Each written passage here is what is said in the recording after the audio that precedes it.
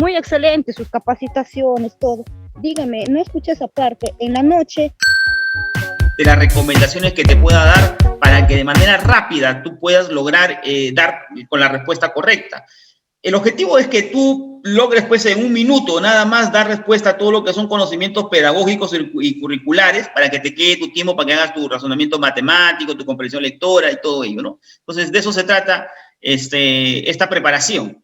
Y te decía lo siguiente, que si es por competencias, yo también te he podido haber brindado, la clase anterior, te brindé un cuadro de habilidades. Este cuadro de habilidades es de suma importancia porque el Ministerio de Educación siempre va a tener o va a tender a buscar en una alternativa siempre lo que es alta demanda cognitiva. Por ejemplo, si hay un caso sobre conflicto cognitivo, ¿para qué genera conflicto cognitivo? Para retar, para desafiar al estudiante, y eso lleva a desarrollo de habilidades de alta demanda cognitiva. O sea, no voy a generar yo un conflicto cognitivo, un proceso metacognitivo, una cuestión de retroalimentación para mantenerlo al estudiante en su mismo nivel. No, ¿sí o no? Ni tampoco para bajarlo, sino siempre hacia arriba. Entonces, siempre hay que buscar en las alternativas cuál de ellas está llevada, ¿sí?, a orientar el desarrollo de alta demanda cognitiva. Y para eso, pues es importante conocer las habilidades, siempre bajo el principio que tienen las habilidades, ¿no? Siempre de menos a más. ¿Ok? Por eso que hemos colocado en la primera columna, desde identificar hasta solucionar problemas. Y ya sabemos nosotros, por ejemplo, que cuando el ministerio en un caso tiene como propósito que el docente o la docente llegue, ¿no?, al estudiante con la finalidad que éste reflexione, entonces la alternativa tiene que ver con una cuestión inferencial o con una cuestión crítica, ¿no? Pero no te va a colocar, pues, el alumno va a inferir, sino te puede colocar, por ejemplo, ¿no?, que el alumno va a generar una hipótesis. Y entonces en la segunda columna yo le estoy colocando aquellos términos que el ministerio ha ido asociando con las habilidades durante los últimos 5 años, cuando ha tomado este tipo de prueba, que tiene obviamente un enfoque por competencias, y lo que busca es de qué manera, ¿no?, a través de la casuística presentada, el docente logra que el estudiante desarrolle todas las habilidades que están dentro de lo que son los desempeños, ¿no? Y los desempeños que son descripción de la capacidad, y la capacidad que vienen a ser una habilidad dentro de lo que son la macrohabilidad, que es la competencia, ¿no? Por eso que es muy importante que conozcas 2 documentos como el Currículo Nacional, que te brinda las 10 orientaciones para lo que es el desarrollo de la competencia, y de igual forma también los desempeños en las diferentes áreas, si eres del nivel inicial, si eres del nivel primario, y si eres del nivel secundario, las que te competen en relación al área a la cual vas a postular, ¿no? Entonces, eso ya es parte de tu trabajo. Otra estrategia importantísima que te voy a recomendar es que banquees, ¿sí? El hecho de banquear, el hecho de revisar los exámenes anteriores, y me gustaría que lo hagas primero sin este cuadro, ¿no? Para ver cómo va simplemente con lo que tienes tú hasta el momento, ¿no? En tu memoria, en tu habilidad de dar respuesta a las preguntas planteadas en un examen. Y luego, para que valides esto, ¿ok? Porque yo no solamente es entregar este cuadro para que tú comiences a un poco a mirar y aprenderte, sino lo pongas en práctica. Y al ponerlo en práctica lo vas a validar. Solamente validando las cosas te va a dar esa seguridad para que el día de la prueba se te haga mucho más fácil, ¿no? Simplemente identificando las habilidades que están en cada una de esas alternativas, tú puedas, en función de lo que te está pidiendo el caso, poder marcar, obviamente, la respuesta correcta, ¿sí? Por eso que es importante. Esto se complementa con lo que son la parte del banqueo, que es una muy buena estrategia. Vamos desarrollando el temario. El temario nos pide hablar un poco acerca del constructivismo y del socioconstructivismo, ¿no? Y nosotros sabemos que el constructivismo es uno solo, ¿no? El constructivismo es uno solo, ¿no? Pero si uno comienza a mirar desde los enfoques, por ejemplo, Piagetano, pues encaja dentro de lo que es el constructivismo. Pero si uno habla, por ejemplo, del socioconstructivismo, ya entra, pues, ¿no?, un poco a hablar acerca de la teoría vygotskyana, ¿no? ¿Qué nos plantea Vygotsky en relación a? Entonces, vamos tomando en cuenta estos 2 autores, ¿no?, que son muy importantes para un poco ir entendiendo cómo el planteamiento piagetano, que tuvo mucha importancia, por ejemplo, durante el desarrollo del DCN, ¿no? Cuando hablábamos del DCN, 2008-2009, Entonces estábamos hablando pues de un planteamiento pietano particularmente, porque el rol que nos pedían frente a nuestros estudiantes era un rol de guía y de facilitador. Y tú te estarás preguntando qué es lo que se guiaba y qué cosa es lo que se facilitaba. Se facilitaba obviamente lo que son todos los procesos cognitivos. ¿Y por qué los procesos cognitivos? ¿Por qué? Porque cada uno de los procesos cognitivos están en relación a las habilidades. Entonces, si yo, por ejemplo, quiero que un estudiante identifique algo, entonces yo tengo que saber que en el cerebro de ese estudiante se desarrollan procesos cognitivos. Y como son procesos, entonces tiene que haber fases. ¿Y cuáles son esas fases? ¿No? Estos procesos cognitivos es muy parecido a lo que pasa en cualquier proceso de nuestro organismo. Es como, por ejemplo, ¿no? Si yo digo proceso digestivo, muy bien, ¿no? ¿Qué cosa necesita el estómago para que pueda funcionar, para que pueda realizar el proceso? Necesita alimento. Ok, acá hablamos de proceso cognitivo, trabajamos con el cerebro, y qué cosa necesita el cerebro para comenzar a trabajar y pueda, obviamente, construir conocimiento. En otras palabras, no deja de ser qué cosa, el desarrollo de una habilidad. En el ejemplo que te estoy diciendo, tiene que ver con el identificar. Entonces, todos sabemos que un alumno, cuando identifica, dentro del cerebro se desarrolla ese proceso que comienza con el ingreso de ¿qué? De información. ¿Sí? Y ese ingreso de información se puede hacer a través de ¿qué? A través de la lectura, a través de la observación de imágenes.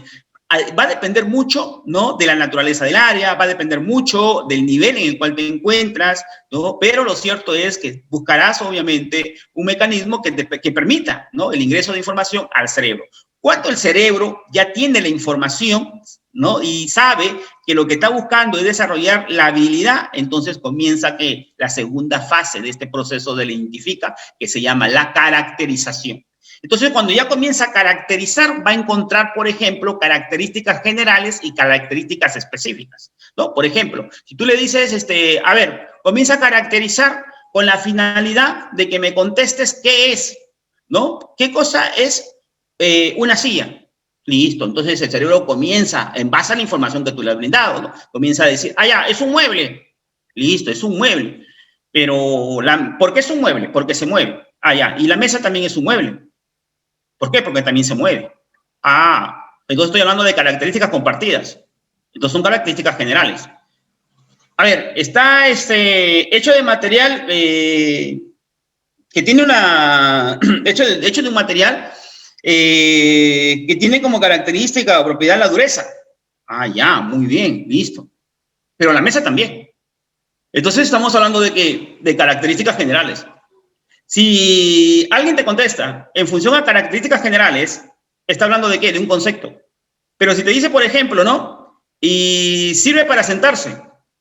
¿La mesa servirá para sentarse? No, la silla sí. Entonces tienes que ver con una cuestión específica, una característica específica.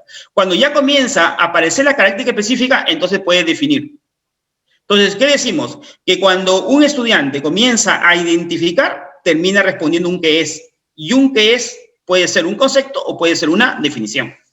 ¿Y en función de qué está? En función de las características. Por eso que una de las mejores estrategias para que el alumno pueda identificar qué cosa es la descripción. Cuando ya hay esa descripción, ¿no? Que le permite conceptualizar o que le permite definir, entonces se puede dar la tercera fase del identificar, que se conoce como el reconocimiento. Entonces tú lo que haces es un poco evaluar, más que el identificar, lo que tú haces es evaluar, ¿sí? La parte concreta de identificar, la parte observable de identificar. ¿Cuál es la parte observable? El reconocer, ¿ok? El enumerar, el mencionar.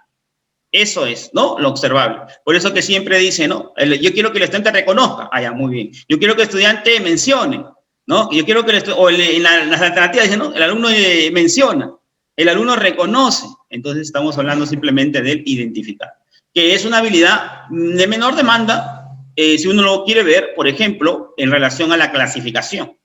La clasificación, igual forma también, ¿no? Es un poquito más. ¿Por qué razón? Porque tiene que ver un criterio, un patrón, el patrón de agrupación, ¿no? Pero si uno quiere ver, por ejemplo, el análisis, es un poquito más. ¿Por qué razón? Porque ya hay que establecer causas y consecuencias. Hay que establecer causas y consecuencias. Y si uno quiere, por ejemplo, ¿no? De que el alumno deduzca información, entonces entra la parte inferencial. Es un poquito más, porque tiene que basarse, obviamente, en la capacidad analítica. Ok, pero quiero que no tome una postura de ello. Ah, entonces tiene que ir el pensamiento crítico, ¿no? Y eso es alta demanda cognitiva. Entonces, si tú no sabes en qué consisten todos estos procesos, entonces va a ser muy difícil que tengas una idea cuando se trata de una habilidad de baja o de alta demanda cognitiva. Pero el cuadro anterior te va a ayudar, ¿ya? Te va a ayudar bastante sobre ello. Entonces, de eso trataba la cuestión cognitiva desde el punto de vista pietano. Ya estábamos hablando, pues, del año 2008, 2009, cuando aparece el diseño. Cuando aparece el año 2014, aparece Ruta del Aprendizaje y nos cambia la competencia y nos dice que la competencia es un saber actuar.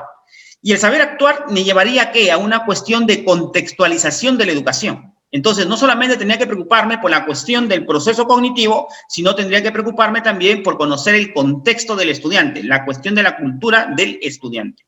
¿Para qué? Para poder de esa manera mejorar mi interacción con el estudiante.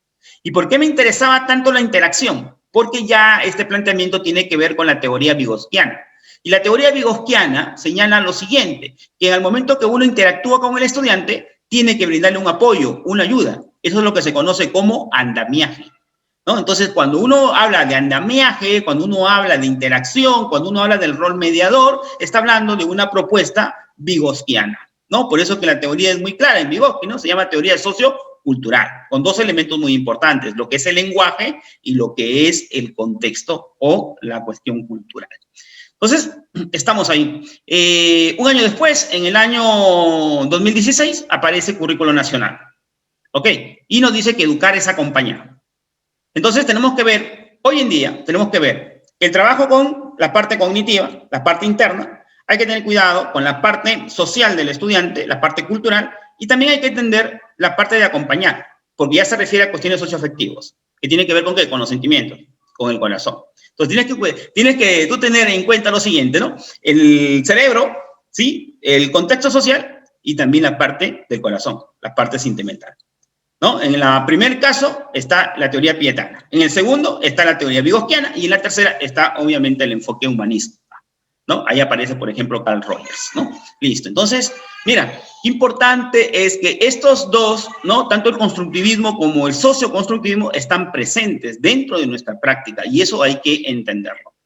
Este paradigma constructivista nació en Rusia en 1905, en el campo de la arquitectura, en el mundo artístico, y luego poco a poco, ¿no? Terminó apareciendo en otros rubros, incluyéndose después el caso de la educación, ¿no? Y lo primero que se conoció fue el planteamiento pietano y posteriormente ingresó la teoría vygotsquiana, ¿no? Y por eso que en base a estos planteamientos, tanto de Vygotsky como de Piaget, han nacido algunas teorías del aprendizaje que vamos a ver más adelante, ¿no? Entonces, un segundo punto es que se asume que el conocimiento no viene de la nada, ¿ok? ¿Qué significa eso?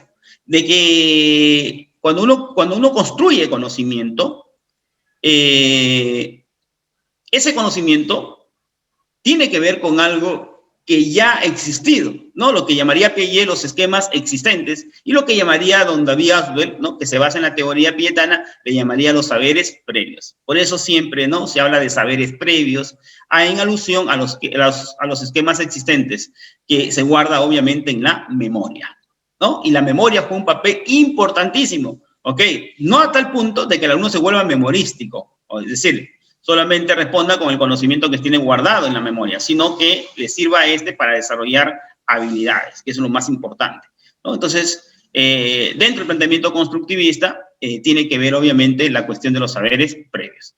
El constructivismo sostiene que el aprendizaje es esencialmente activo, y eso es muy importante, ¿no? Muy importante, porque esa actividad nos hace pensar, ¿no? Que hay estos procesos que se llaman procesos mentales o procesos cognitivos.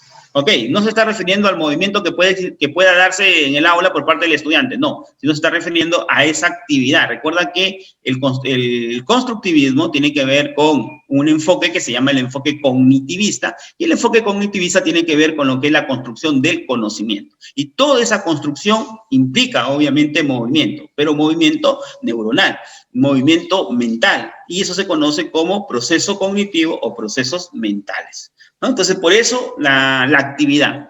No es como antes, ¿no? Que todo estaba en función al estímulo, a la respuesta en el conductismo o en la educación tradicional, ¿no? Hasta donde llegaron de extremo los tradicionalistas, ¿no? De pensar que las ideas venían desde arriba, ¿no? Eso basado en una ideología idealista de la educación, ¿no? Donde decía que es Dios quien nos pone las ideas, ¿no? Y simplemente nosotros actuamos en función a esas ideas, ¿no?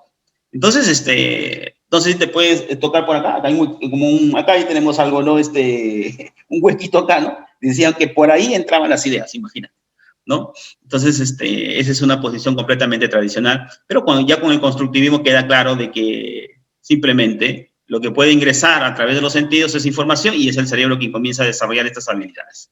¿No? Okay. Aunque hay gente que todavía piensa de manera tradicional, ¿no? Se va a la prueba y dice, Señor, Dios mío, por favor, que estas manos sean tuyas, ¿no? Y que si esta mano marca una respuesta, será obviamente la respuesta que tú me estás dando. Señor, yo sé que contigo me voy a nombrar. Ok, esa es una posición tradicionalista, por ejemplo, ¿no? ¿Listo? Entonces, cambiemos eso, ¿no? Tratemos, obviamente, de pedir a Dios, sí, que nos dé mucha fortaleza, que nos ayude con el control de las emociones y que hay mucho punche para ir estudiando, ¿ok? Porque eso sí, verdaderamente es una competencia, ¿no? Entonces, importante ahí. Vamos con otra idea del punto de vista pietano, ¿ya? Del punto de vista pietano. 3 nombres vas a encontrar de la teoría de Piaget, 3 nombres. Uno le van a llamar, por ejemplo, la teoría cognitiva de Piaget. Ok, ¿por qué? Porque se trata de la construcción del conocimiento. Ok, y algo importante que tú debes saber es que nosotros construimos conocimiento. ¿Por qué? Porque nosotros desarrollamos la capacidad de pensar. Y nosotros pensamos, ¿por qué? Porque somos seres inteligentes. En otras palabras, la inteligencia me permite pensar. Y el pensar me permite construir conocimiento. Y el construir conocimiento me permite desarrollar una habilidad. Eso es lo que yo tengo que entender. Así de fácil, nada más. Por lo tanto, si se dice que hay niveles de pensamiento, entonces hay diferentes tipos de conocimiento. Por ejemplo, mi profesora de inicial. ¿Qué es lo que produce mi profesora de inicial? ¿Qué producen los alumnos? Conocimiento. ¿Pero qué tipo de conocimiento? Nocional. ¿Y qué son las nociones? Las ideas. ¿Y cuántas ideas tiene que tener un niño al terminar 5 años de inicial? Tiene que tener entre 5.000 a 6.000 ideas. Entre 5.000 a 6.000 ideas. Para que ese niño, cuando pase a primaria, mi profe de primaria me lo espere y se encargue de que esas ideas se junten y formen conceptos. ¿Por qué? Porque el conocimiento ya en primaria es conceptual. Listo, entonces ya tiene los conceptos, ¿te das cuenta? Y cuando pasa a secundaria, ya tiene bien bacán los conceptos, y entonces mi profe de secundaria le enseña la parte abstracta, ¿ok? A construir ¿qué cosa? Proposiciones, categorías que tienen que ver ya con el mundo abstracto o formal. Si eso lo logramos en nuestro país, entonces va a llegar a la universidad y este muchacho va a lograr construir teorías. Y ahí sí, nosotros vamos a tener premios Nobel, pues, ¿no? En la física, en la química. Pero si desde inicial no hay ideas, entonces, ¿cómo sufre el de primaria? Mira, ¿y cómo sufre el nivel superior? Pues, imagina. Entonces, qué importante es entender de que la construcción del conocimiento, desde el punto de vista piagetano, va siempre de menos a más. Y una prueba de ello son los estándares, pues. ¿No? Una prueba de ellas son los estándares, por eso que es muy importante los estándares. Los estándares con los desempeños, ¿qué son? Son descripciones. Uno, de manera específica, que utilizamos nosotros para las sesiones de aprendizaje, y lo otro es para poder evaluar lo que son los ciclos educativos. Entonces tenemos descripciones globales y descripciones específicas. Las globales son los estándares y las descripciones específicas son los desempeños. Entonces, eso hay que entender. Por eso que se llama teoría, uno encuentra, ¿no? La teoría cognitiva de Piaget. Otros hablan, ¿no? Acerca de la teoría evolucionista de Piaget. ¿Ok? La teoría evolucionista de Piaget. ¿Qué significa? ¿Por qué se habla de la teoría evolucionista de Piaget? ¿Por qué? Porque la evolución es entendida siempre de menos a más. O tú has escuchado hablar sobre involución. No hay evolución. lo que hay es evolución, es decir, va de menos a más. ¿Y eso a qué se debe? A un posicionamiento naturalista. ¿Por qué razón? Porque Piaget no es psicólogo. El que menos dice, no, Piaget es un psicólogo. Piaget no es psicólogo, Piaget es un biólogo. ¿Ok? Es un biólogo y como biólogo está dentro del campo de las ciencias naturales. Y él, y como todos en las ciencias naturales, habla de evolución. Habla de adaptación, igual que Darwin. Darwin, por ejemplo, te hablaba de adaptación y te hablaba de evolución. Y él decía, obviamente, que una especie que no se adaptaba tendía a desaparecer. Piaget no te habla de una adaptación a lo natural, sino te habla de una adaptación a lo social. Por eso que algunos le llaman a Piaget un darwinista social. Y Piaget lo explica de la mejor manera, porque dice que está renovando las ideas en la medida que la sociedad va cambiando, porque si no, te conviertes en un desadaptado. ¿Qué significa eso? ¿No? Que yo no puedo vivir con ideas de los años 80, yo no puedo vivir con ideas de los años 90. O sea, que si a mí, por ejemplo, me dijeron, no, en los años 90, no, en el periodo que yo me formé como docente, ¿no? Me dijeron, ¿sabes qué? Tienes que hacer tu maestría para que poder conseguir trabajo. Hoy día, ¿qué cosa dicen? Tienes que estudiar una maestría, un doctorado, tienes que manejar inglés, tienes que manejar tecnología. Porque si no, con el tiempo, simplemente no vas a poder trabajar. ¿Te das cuenta? Entonces, tienes que aprender para poderte, ¿qué cosa? Adaptar. Y tiene que ir acabando, ¿no? Con ese tipo de ideas que no te sirven, ¿no? Entonces, es como cuando, por ejemplo, ¿no? Apareció esto de la carrera pública magisterial. No, eso no va a cambiar. Eso en cualquier momento desaparece. Es una norma, es una ley. Desapareció, ¿no? Hasta los que estaban diciendo que eso no iba a darse, al fin y al cabo ya se dio y ahora todo el mundo da su prueba. Aquellos colegas que decían, no, ¿qué me van a sacar a mí si yo tengo un nombramiento interino de hace mucho tiempo? ¿Qué me van a sacar? 14.500 profesores afuera. Imagínate. Entonces el mundo va cambiando y entonces nosotros tenemos que ir, ¿no? Asimilando nuevas ideas y esas nuevas ideas van a chocar obviamente con, ¿no? Las ideas que nosotros tenemos y que nos cuesta obviamente desaprender. Pero al chocar van a generar un desequilibrio. Y al generar un desequilibrio, entonces va a tener que darse la famosa acomodación, que también habla Piaget. ¿Qué significa la acomodación? Las nuevas ideas. ¿Y esas ideas qué sirven? Sirven para adaptarse.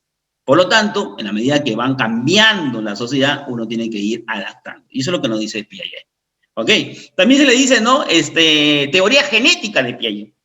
¿Qué significa la teoría genética de Piaget? Significa que toma en cuenta la herencia, ¿ok? Y toma en cuenta también la parte del desarrollo. Y con el desarrollo toma en cuenta ¿qué cosa? El crecimiento y toma en cuenta lo que es la maduración, ¿no? Por eso que dice, ¿no? Qué importante es que un niño desarrolle la noción de permanencia del objeto. ¿Por qué? Porque ese desarrollo cerebral implica que está desarrollando la memoria. Y la memoria no es otra cosa que una caja donde se guarda la información. Por eso que cuando tú te encuentres con un caso, ¿no? O un caso donde te piden que respondas en función a que los estudiantes o a los estudiantes se les va a extraer los saberes previos, simplemente lo que tienes que estar pensando es que vas a sacar información ¿de dónde? De la memoria de los estudiantes. Por eso que las alternativas dicen, no, los estudiantes le preguntan a su tío, los estudiantes le preguntan a sus compañeros. Esas ya son alternativas que no son la respuesta correcta. Porque si ya del momento que estoy viendo un caso y el caso tiene que ver con saberes previos, lo que yo tengo que hacer es ver cuál alternativa se liga, obviamente, con la memoria de los estudiantes. ¿Ah? Entonces, para que tengas tú por ahí muy claro, lo importante es de entender cómo, y otra cosa más, ¿no? Cómo entendió Piaget y cómo nos explicó Piaget. Oye, Strome Piaget. Ok, aunque también veremos, ¿no? El planteamiento vygotsiano también, ¿no? Eso también muy importante. Entonces recorrió al enfoque cognitivo y se centró sobre todo en los estadios del desarrollo, ¿no? ¿A qué se refiere esto? Lo que yo te decía, él tiene un planteamiento de la evolución del pensamiento. Y la evolución siempre va de ¿qué? De menos a más. Entonces, él planteó los famosos estadios. Y los estadios son, cuando uno busca la denominación de estadio, encuentra que la denominación de estadio es periodos. Periodo. Cuando tú escuches el término periodos o leas, ¿no? Periodos significa el tiempo. Por eso que los estadios dicen, ¿no? De 0 a 2 años, sensorio motor, ¿no? De 2 a 7, el preoperacional. De 7 a 11, las operaciones concretas. De 11 a más, las operaciones formales. ¿Te das cuenta? O sea, ¿qué cosas te estoy mencionando? Números. Y tiempo. Por lo tanto, son periodos. Ahora, cada periodo tiene sus propias características. Y cuando ya se desarrolla uno, ok, sirve como requisito para el siguiente.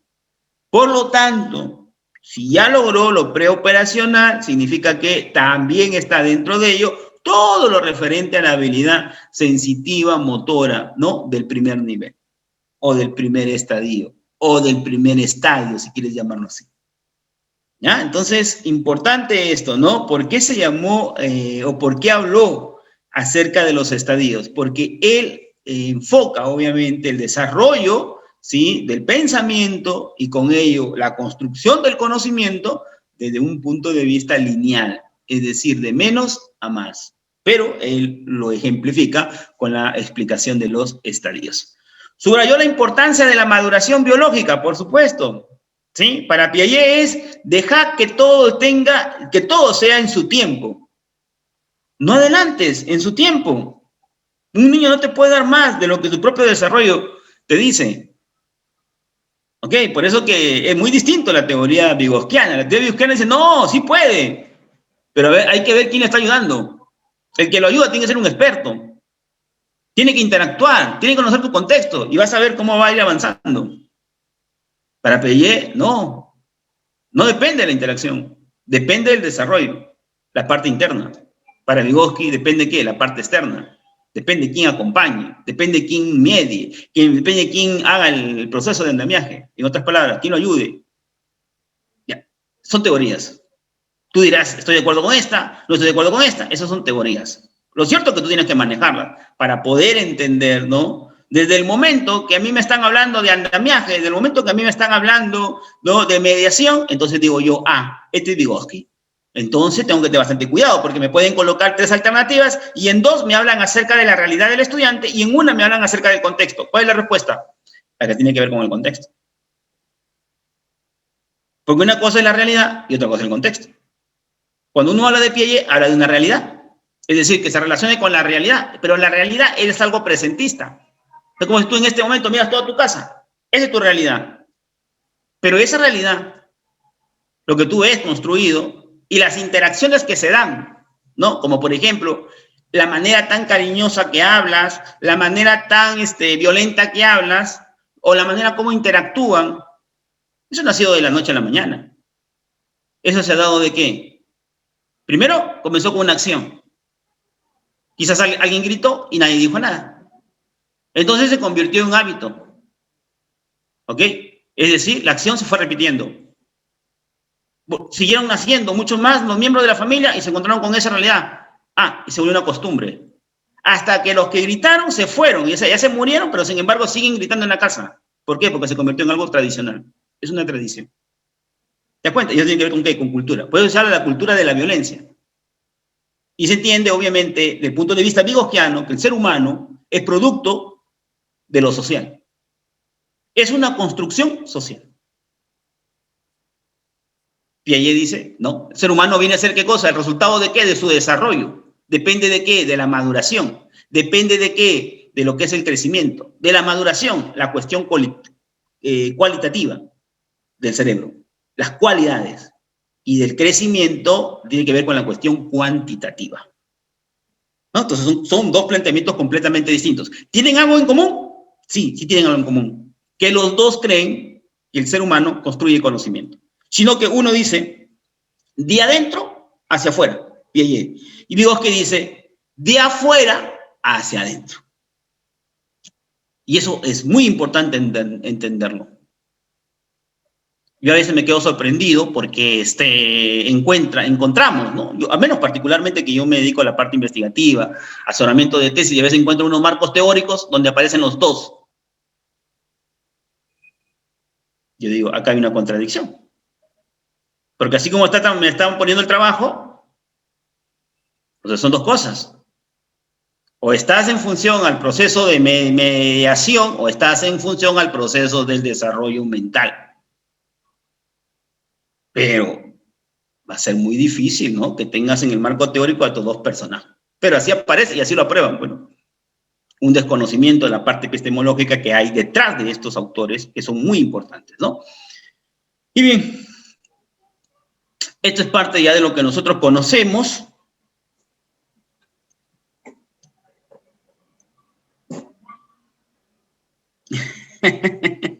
Bueno, estoy escuchando acá. Bueno, gracias por los comentarios. Y este proceso de adaptación que yo te explicaba, ya, a ver cómo hago para desaparecer. Creo que me voy a ir de acá. Creo que ahí está bien. Ok, y entonces mira, hay tres principios. Ya quiero que tú me entiendas esto, que hay tres principios en cuanto a la explicación de la construcción del conocimiento por parte de Piaget, ¿no? Hay tres principios, ¿sí? Uno es el principio de lo que es el principio de adaptación, ¿ok? Principio de adaptación. El segundo principio es el principio de equilibrio y el tercer principio ya es el principio de organización, ¿no? Entonces, tenemos esos tres principios que permiten, ¿sí? Explicar cómo se construye el conocimiento. Es como si tú en este momento lo tienes a Piaget ahí al frente y le preguntas a Piaget, ya, a ver, dime, ¿cómo se construye el conocimiento? Y Piaget te dice, mira, así, ingresa una idea a tu cerebro, ¿ya? Si esa idea no choca con nada, es decir, no se contradice con nada, porque eso también puede pasar, ¿ok? ¿Ah? También puede pasar eso. Y eso mayormente pasa en los primeros años. No digo que después no pueda pasar, también, ¿ok? Pero vamos a imaginarnos que se van dando estas nuevas ideas, ¿no? Listo. Entonces, si no choca con nada, entonces simplemente hay una asimilación, pero se llama asimilación formativa, porque va a terminar esta, ¿no? Siendo guardada en la memoria y en algún momento va a contradecir con una idea nueva. Por lo tanto, no deja de ser formativa.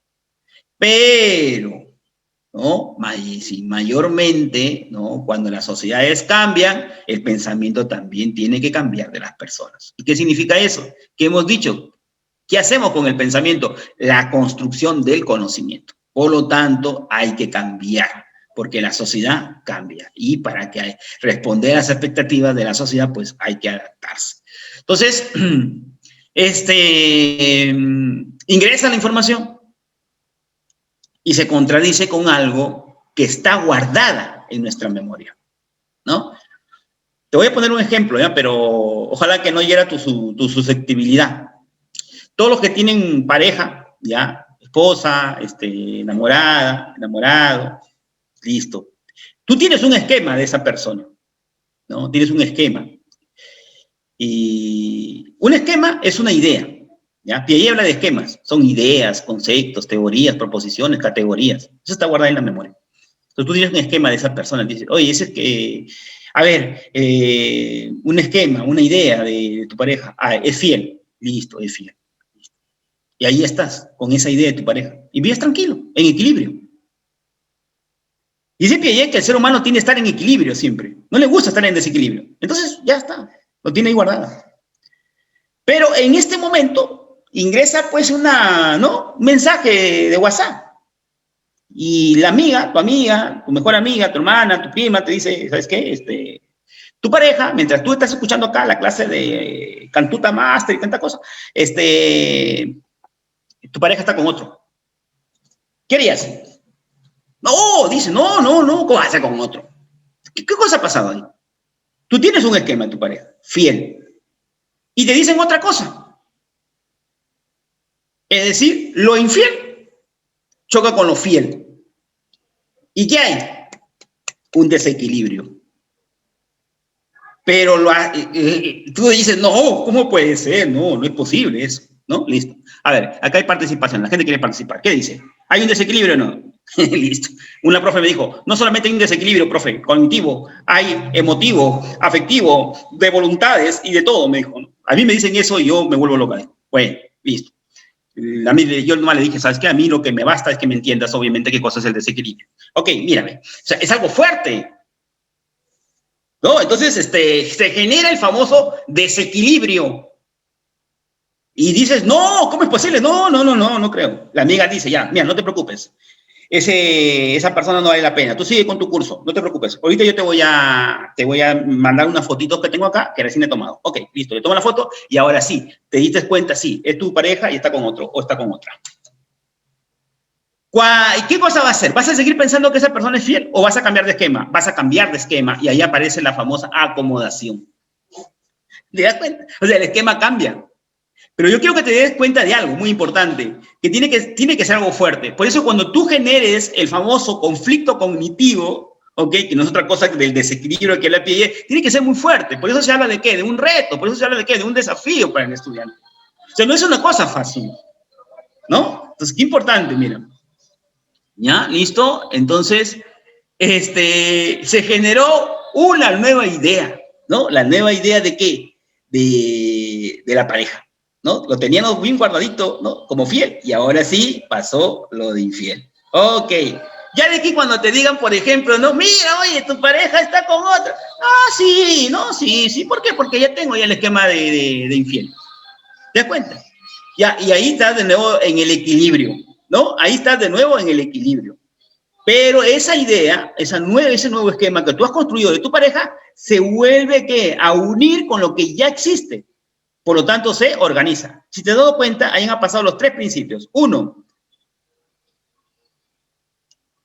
adaptación, equilibrio, pero lo más importante, el desequilibrio para que se genere la idea, ¿sí? Que se va a adaptar a tu esquema. Y luego, cuando ya se cambió el esquema o la idea, entonces se organiza con otras que ya existen y forman ¿qué cosa? La estructura cognitiva, la pared cognitiva. ¿Qué significa eso? ¿Por qué yo hablo de estructura?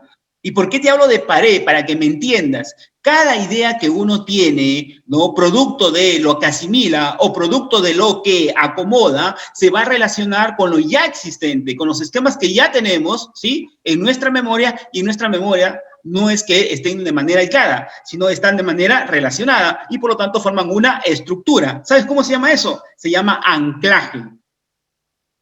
El anclaje es el antónimo del andamiaje.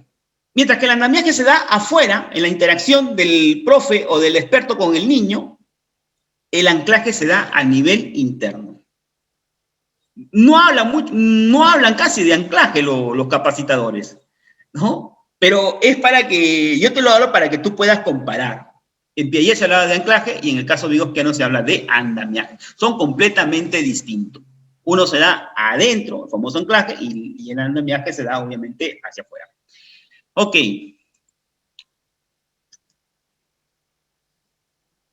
¿Por qué no te permiten participar en el chat? Acá todos estamos acá.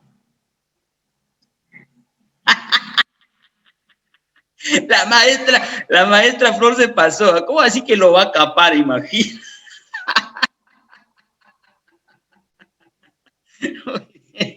Listo. Y acá vienen las etapas del desarrollo según el planteamiento vigosquiano, ¿ok? Y acá quiero que tengas una idea muy puntual, pero muy puntual de cada una de ellas, ¿no? La etapa sensorio-motriz, y ahí está la edad aproximada, que no es otra cosa que una cuestión del tiempo, por eso que se hablan de periodos. Y entonces, en la etapa sensorio-motriz es importante. Algunos dicen, oye, pero ¿cuál es lo más importante que hay en la etapa sensorio-motriz? ¿No? Los reflejos. Los reflejos son importantes, yo no lo puedo negar, ¿no? Pero lo más importante para la cuestión cognitiva o construcción del conocimiento es la noción de permanencia del objeto. ¿Qué significa eso? ¿No? El niño ya desde los 3 meses, ¿no? Ya tiene, obviamente, conocimiento, particularmente de su cuerpo, ¿no? De su mano en particular, que es lo primero que conoce el niño, ¿no? Y entonces, a partir de ahí, ¿no? Va teniendo ese contacto con la realidad, pero tendrá que madurar la parte de la memoria para que la memoria pueda ser receptora de todas esas ideas que se van formando o que se van dando en la mente del niño. Y eso sucede, ¿sí? En un aproximado de los 18 meses, ¿no? Cuando ya nosotros, en algunos casos, mencionan también un poco más antes, ¿no? Cuando ya vemos, por ejemplo, que un niño está jugando con un objeto, un juguete, ¿sí? Y deja el juguete por un momento y se va hacia otro lugar. Y cuando se va hacia otro lugar, el niño nos damos cuenta que regresa de nuevo al encuentro con su juguete. ¿Qué significa eso? Que recuerda en dónde está el juguete. Y ya, entonces cuando ya decimos, no, oye, miren, ¿cómo se da cuenta dónde lo dejó? Porque ya comenzó a trabajar, ¿qué cosa? La memoria. Y cuando ya comenzó a trabajar la memoria, entonces tiene, ¿no? Ya esa capacidad de poder brindar saberes previos. Y eso unirse a los nuevos conocimientos. Y eso hace que el aprendizaje sea significativo. Por eso dice, no, es importante los saberes previos. ¿Por qué razón? Porque nos permite lograr aprendizajes significativos. Pero los saberes previos, ¿dónde están? En la memoria. Y entonces será importante a partir de la activación de la memoria. Y eso corresponde con ¿qué etapa? Con la etapa sensorio-motriz. Ok, el preoperacional, ¿no? El preoperacional tiene que ver con la parte de la irreversibilidad. Ok, de la irreversibilidad, ¿no? Estamos hablando de 2 a 7 y los niños todavía no tienen el pensamiento reversible. Ok, una vez le decimos, ¿no? A ver, Andreita, ¿tú tienes un hermano? Sí, yo tengo mi hermano, dicen. Sí, yo tengo mi hermano. ¿Y tu hermano tiene una hermana? No. Ese, ¿no? O sea, no tiene la reversibilidad en el sentido de ¿qué? Del lenguaje. Como, oye, dice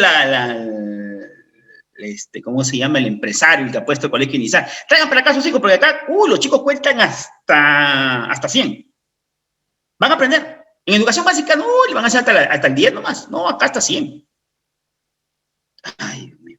¿Qué dice Piaget? Cuando un niño comienza 1, 2, 3, 80, 90, está que recita los números.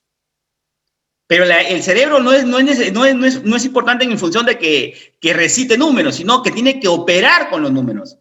Entonces, si tú le dices, por ejemplo, no, ya, muy bien, o sea, de 0 a 100, sí, listo, muy bien. A ver, ven para acá. Entonces, a ver, explícame esta suma, ¿no? Desarrollame este ejercicio, ¿sí?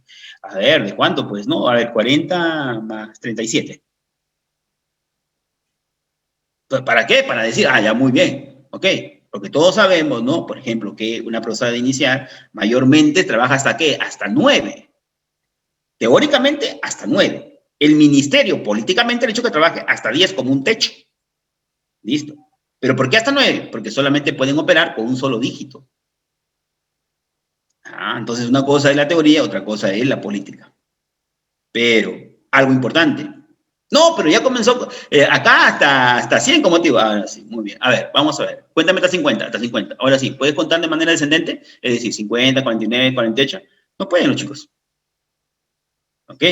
¿Por qué razón? Porque todavía no está la parte de la reversibilidad. ¿Cuándo lo van a lograr? En las operaciones concretas. Entonces, lo preoperacional va con ¿qué? Con la irreversibilidad. Y la operación concreta va con la reversibilidad.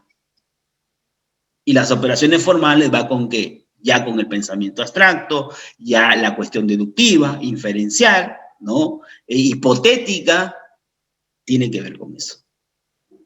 Entonces, mira, qué importante, ¿no? Más que te memorices todo, tengas una idea muy puntual de cada uno de los estadios. Vamos a ver. Vamos con Vygotsky, ¿ok? Sí, vamos con el planteamiento vygotskiano, que también es súper importante, ¿no? Porque es lo contrario a Piaget, ¿no? Es muy contrario a Piaget. Y yo te decía hace un momento, ¿no? Quiero que tú recuerdes que yo te decía algo. Te decía de que a Vygotsky le interesa la parte del lenguaje y la parte de la cultura, ¿ya? Y yo quiero, mira, que entiendas algo.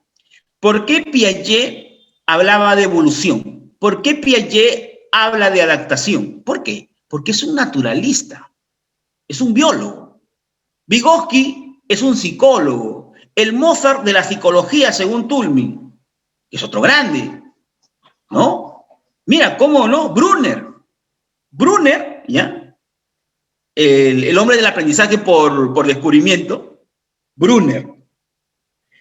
Él estaba de acuerdo con Piaget hasta los años 70, ¿no? Contento.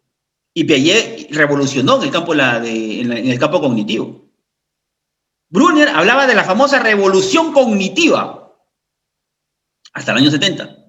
Cuando Brunner comienza a leer a Vygotsky, cambia de parecer. Ya no habla de revolución cognitiva, sino habla de una revolución cultural. Por eso que se asocia. Por eso yo te digo, cásalos. Que entren en matrimonio. Don Piaget con don Auber. Y don Vygotsky con don Brunner. Ahora, si tú me preguntas, profe, pero para la prueba, ¿qué tengo que saber del punto de vista teórico? Lo vygotskiano y lo de Brunner. Porque mayormente, ¿no?, se centran en ellos. Ok. Ahora, veamos, ¿no? Veamos cómo explica Vygotsky la importancia que tiene el lenguaje para la comunicación, para la socialización y para la cuestión de la cultura. En otras palabras, justifiquemos por qué se llama la teoría sociocultural. ¿Ok? Socio, instrumento de comunicación y lenguaje para poder socializar. Cultural, lo cultural tiene que ver con el pasado. ¿Cuándo algo se vuelve una cultura? Cuando es algo tradicional. ¿Cuándo se vuelve tradicional? Cuando hay una costumbre. ¿Cuándo se vuelve costumbre? Cuando hubo un hábito. ¿Cuándo hubo un hábito? Cuando hubo una acción. La acción se convirtió en hábito, el hábito en costumbre y la cuestión en tradicional. ¿No? Ahí está. Entonces, no es obviamente algo que nace de la noche a la mañana, sino es algo construido socialmente. Porque cultura, ¿qué cosa es? Es todo lo que ha construido el hombre. ¿Ah? Entonces, mira qué importante es. Ahora, ¿por qué? ¿Pero por qué? El caso de Piaget, ¿por qué? Porque obviamente era un biólogo. Vygotsky es un marxista. Es un ruso marxista. Por lo tanto, si es marxista, tiene una filosofía desde el punto de vista del materialismo histórico dialéctico. ¿Ok? A él le interesa el cambio social, como todo marxista. Pero también es importante tomar en cuenta la historia. Entonces, históricamente, ellos explican cómo fue evolucionando el hombre y cómo a partir de esa evolución, ok, histórica, ¿sí?, se fue dando lo que es la construcción del conocimiento. Entonces, yo quisiera que tú, ¿ya?, tú te imagines el hombre primitivo, ok, sí, el hombre primitivo. Pero cuando todavía no andaba de forma bípeda. O sea, cuando uno le pregunta a un materialista histórico, o sea, a un marxista, le pregunta, ¿quién es el hombre? Y él dice lo siguiente. Hablar del hombre es hablar de los homo, ¿no? Ajá, entonces, antes de los homo están los australopithecus, bueno, y otros más. Pero hay una diferencia. El homo ya tiene una posición bípeda, es decir, está en dos patas. Bípeda. ¿Ok? Antes estuvo ¿en qué? En cuatro patas. ¿Ya? ¿Listo? Entonces, hagamos un poquito de ejercicio, ¿ya? Mira, cuando tú estás en cuatro patas, tú te imaginas el hombre, ¿no? En cuatro patas, está así. Pero poco a poco, ¿qué pasó? Fue levantando la cabeza y tomando la posición bípeda. Cuando tomó la posición bípeda, se pudo ver con el otro. ¿Te das cuenta? Se pudo ver con el otro. Y entonces hubo la necesidad de ¿qué? De comunicarse con el otro. Entonces apareció la necesidad y con ello el lenguaje. Por ninguna necesidad de ¿qué? De comunicación. Por una necesidad de ¿qué? De socialización. Vygotsky dice que esa necesidad, ¿no?, de comunicarse y de establecer un lenguaje hizo que el cerebro se desarrolle. Por eso él plantea, para que se desarrolle el cerebro es necesario que se interactúe. Por eso que hoy en día se habla de trabajo cooperativo. Por eso que se habla de trabajo colaborativo. Por eso. Porque hay un sustento en un planteamiento marxista como el que plantea Vygotsky. ¿Ok? Entonces, queda claro, ¿no? Queda claro por qué es importante la interacción y por qué es importante la mediación y por qué es importante el andamiaje. ¿Por qué? Ahora sí puedes decir, ¿no? Y entender por qué Brunner y Vygotsky hablan sobre andamiaje. Porque el mismo planteamiento sobre la teoría del aprendizaje por descubrimiento tiene un basamento en la teoría cognitiva de Vygotsky. Ok. ¿Qué nos dice? ¿No? Que el hombre, dice Vygotsky, desarrolla procesos psicológicos de carácter superior en relación a los animales, pues, ¿no? Son de origen social, ¿no? El gesto indicativo en el infante.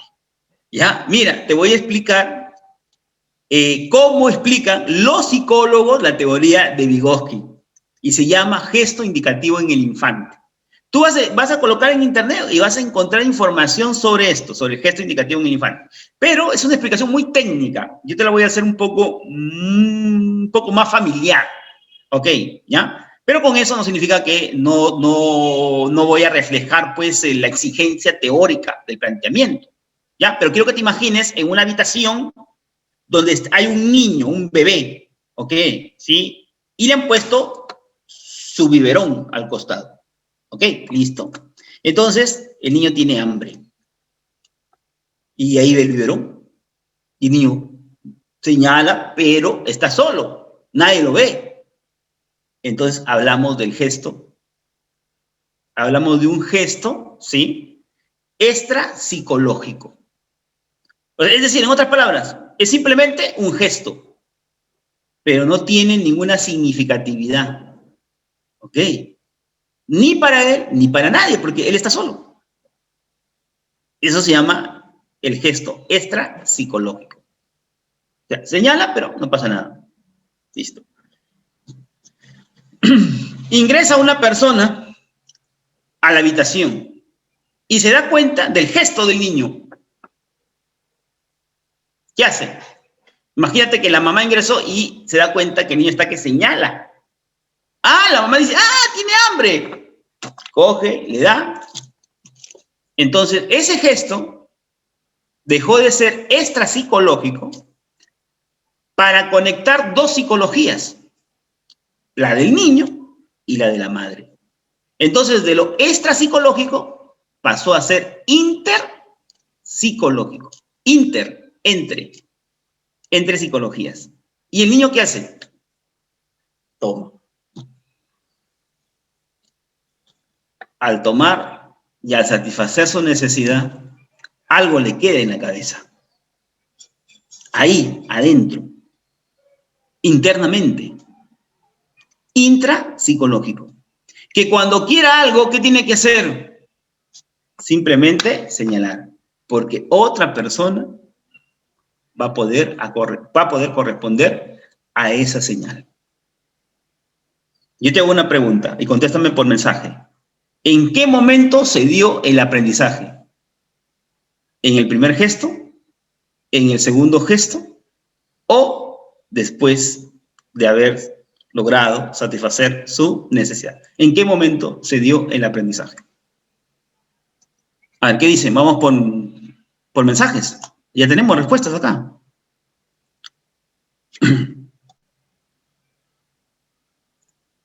Ya tenemos acá. En el segundo, en el tercero, después de ver, muy bien, Wilmar, muy bien, ¿no? En el tercero, en la tercera parte, donde ya, claro, después de lograr, ¿qué cosa? Su necesidad. ¿Por qué? Porque el aprendizaje siempre va a ser de uno mismo. El aprendizaje siempre se va a dar acá adentro, siempre, acá. O sea, el aprendizaje es a título personal. Pero, si yo le pregunto a Piaget, va a decir que depende mucho del desarrollo, de lo interior, de lo fisiológico, de lo heredado. Vygotsky dice, no, es cierto, se va a dar adentro, pero depende de qué, de lo que ha hecho hacia afuera. Es decir, con quién haya interactuado, que quién la habrá ayudado, es decir, andamiaje, y de qué manera, ¿no?, lo haya apoyado en el sentido de guiar su proceso, ¿no? El caso de la mediación. ¿Ya? Listo, mira. Entonces, mira, qué importante es esto, que los dos, tanto Piaget como Vygotsky, se den cuenta de algo o afirmen algo, que el proceso es activo y que se da adentro. Y eso significa que es a título personal. ¿Por qué? Porque lo que se aprende está basado en saberes previos. Y Vygotsky también lo dice, pero no con ese nombre, sino él le llama ¿qué? Zona de desarrollo real. ¿Sí? Lo que ha aprendido, lo que tiene por sí solo, lo real. Pero él puede llegar a aprender más. ¿Por qué? Porque el ser humano es inteligente. Y la inteligencia es una potencialidad. Imagínate, una potencialidad hacia arriba. No sabemos cuánto puede llegar. Pero, ojo, tiene que ir de manera gradual. Como si fuese una escalera. El primer peldaño, la zona de desarrollo real, y el peldaño que sigue, o el próximo peldaño, es la zona de desarrollo próximo. Y entonces uno hay que ir enseñándole, ¿sí? O guiándolo, o andamiando para que vaya avanzando. Y vaya desarrollando esa potencialidad. Por eso que sea la zona de desarrollo real, zona de desarrollo próximo y zona de desarrollo potencial. Mira, para que te quede un poco más claro. Le digo yo a un albañil, señor, quiero que usted me construya acá una pared. Y el albañil dice, ya, no hay problema. Muy bien. ¿Cuánto va a tener de altura? 2,80 metros, le digo, señor. 2,80 metros. Ok, listo. Todavía no se construye la pared. Pero potencialmente la pared debe llegar a 2,80. Entonces, llega pues el albañil y comienza, ¿no? La primera hilera de ladrillo, ok, ¿sí? Listo. Y el albañil mide 1,70 metros. Y cuando llega ya al 1,80 metros, dice, ¿y ahora? ¿Qué tiene que hacer el albañil? Porque llegó hasta 1,70 metros. Y la pared potencialmente puede llegar a ¿cuánto? A 2,80. ¿Qué hace el albañil? ¿Qué es lo que coloca? Coloca un andamio. Coloca su andamio, se apoya en él y sigue colocando el siguiente ladrillo, el próximo ladrillo, el próximo ladrillo. ¿Y por qué lo puede colocar? Porque ya tiene un andamio. Así es el desarrollo de nuestros estudiantes. Ellos han logrado algo, la zona de desarrollo real, lo que el albañil logró por sí solo, pero necesita seguir avanzando, porque lo potencial sigue, pero hay que ir paso por paso, como una escalera, ¿no? Peldaño tras peldaño. Y para eso necesitamos el andamiaje. Ah, mira, qué importante eso. Y por eso, ¿no? Una interrelación con los demás, pero no es una interrelación simplemente, una interrelación, ¿cómo te digo? Mecánica. No. Sí, es una relación muy significativa, pero muy, muy significativa, porque hay que conocer, obviamente, ¿sí? El contexto del estudiante. Si no, vamos a utilizar otros lenguajes. ¿Ok? Y si no, vamos a contradecir. Por eso que Vygotsky le dice a Piaget, tú dices que se asimila y se acomoda. Se asimila y se acomoda. Cuidado, cuidado. ¿Ok?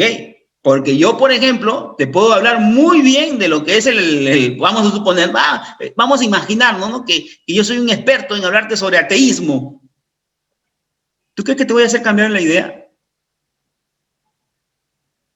No, ¿por qué? Porque desde que el momento de que tú has nacido, ya fuiste bautizado, ya has hecho tu primera comunión, ya has hecho tu confirmación, ya te has casado, tu familia viene... O sea, hay cosas, dice Vygotsky, que no se pueden cambiar. ¿Por qué? Porque está muy arraigado en la cuestión de la cultura. Mira. ¿No? O sea, las cuestiones culturales están muy arraigadas. Son difíciles de poder cambiar. Difíciles, ¿ah? ¿Eh? No digo que sean imposibles o que no se puedan cambiar. No, sí se pueden cambiar. Sí se puede cambiar, pero son difíciles. No es que simplemente que se asimila y se acomoda, no. Ahí está un poco, ¿no? La parte que un poco difieren ellos, ¿no? Esta es la imagen de la mediación. Hasta ahí llegó zona de desarrollo real, pero aún le falta todavía. ¿Quién lo va a ayudar? El docente. ¿En qué rol? En el rol mediador. Ahí están las 3 zonas y ahí está, mira, la zona de desarrollo próximo y ahí está la mediación. Importante. Algo importante. ¿Quieres entender la teoría del aprendizaje significativo de Asbel? Lee a Piaget. ¿Quieres aprender la teoría de Brunner? Lee a Vygotsky. ¿Quieres entender a Piaget? Lee a Darwin. ¿Quieres entender a Darwin? Lee materialismo. ¿Quieres entender a Vygotsky? Entonces lee materialismo histórico dialéctico. Así es. No hay otra forma. ¿Ok? Detrás de cada uno de estos planteamientos, por ejemplo, ¿no? Desde el punto de vista pietano, sacó Ausubel la teoría del aprendizaje significativo, ¿no? Si Piaget habló de esquemas, él habla de saberes previos. Si Piaget habla de desequilibrio, él habla de conflicto cognitivo. Se está basando en ello, ¿no? Lo que yo te decía hace un momento. Los principios, ¿sí? Los principios. Vamos a hablar un poco acerca de los principios, ¿ok? Sí. Pero, viendo la hora y tenemos una práctica, ¿ok? Sí, vamos con la práctica, ¿sí? Y esto lo vamos a dejar para nuestra próxima sesión, ¿sí? Sobre estos principios que son muy, pero muy importantes. Porque en base a estos principios, el ministerio ha sacado las orientaciones para el desarrollo de las competencias, que son vital. Tú no te puedes ir a la prueba sin entender o comprender las 10 orientaciones que te... Es como son los 10 mandamientos. ¿Ok? Tú tienes que leerlo. ¿Ya? Por eso que las vamos a dejar ahí y luego, al momento que yo explique, con las 10 orientaciones, te vas a dar cuenta cómo estas responden al constructivismo y al socioconstructivismo. ¿Ya? Listo, por eso que ahí nomás nos vamos a quedar con esa parte de la teoría que es importantísima porque te da el basamento y nos vamos obviamente a la parte de nuestra práctica. Me voy a ocultar para no distraer y les voy a dar unos cuantos minutos para que ustedes puedan leer, ¿no? Y compartir sus respuestas y luego a partir de ello analizamos. Ok, vamos entonces a trabajar y a compartir.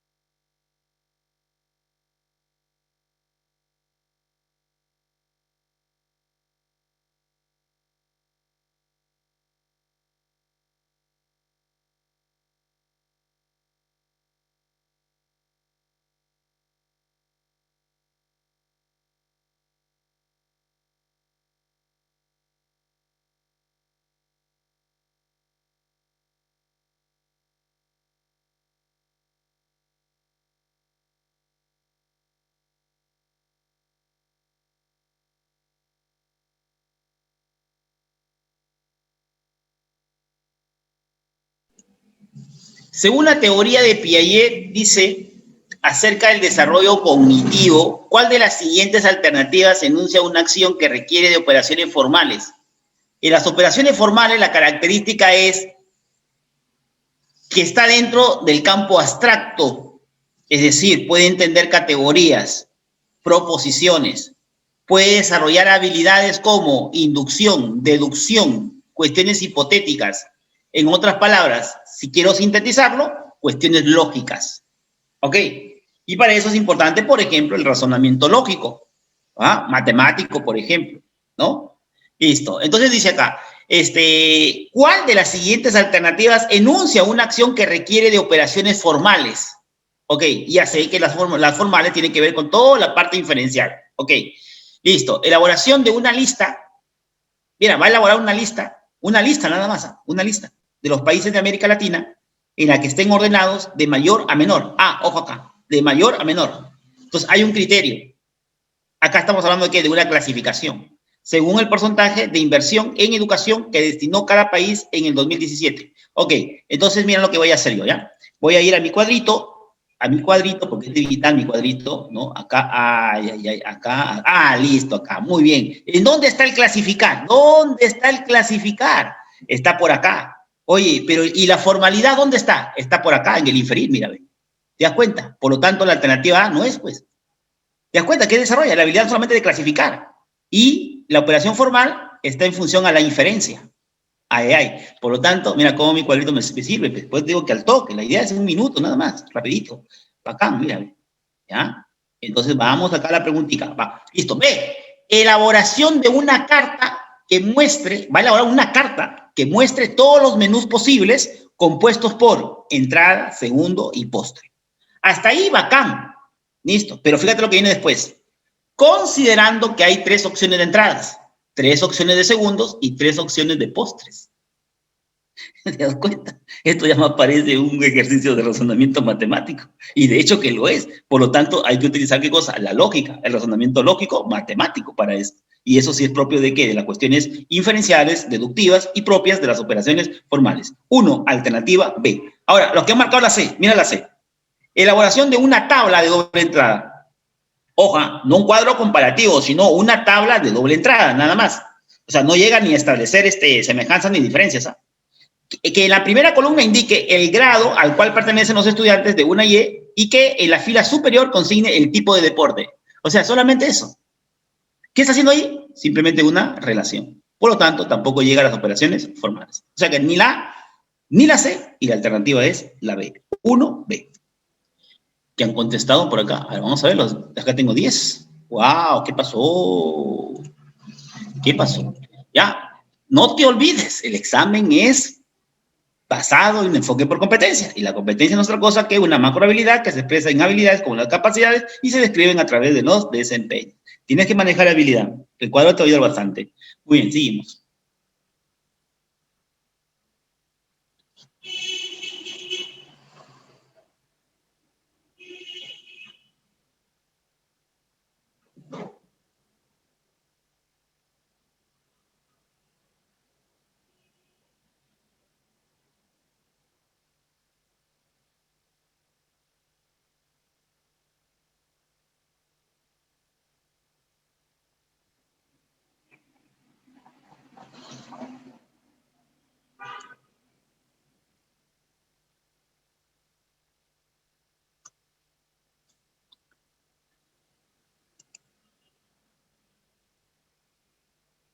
Ajá, muy bien, ¿sí o no? ¿Ahí qué estamos hablando? Ahí estamos hablando ya de qué, de un patrón, ¿ok? Y la idea cuál es, que el alumno comience a secuenciar. ¿Cuál le va a ayudar? Obviamente la C, ¿no? Listo, muy bien, estamos en lo correcto. Bacán, bacán, bacán. Vamos con el siguiente. Tercer caso.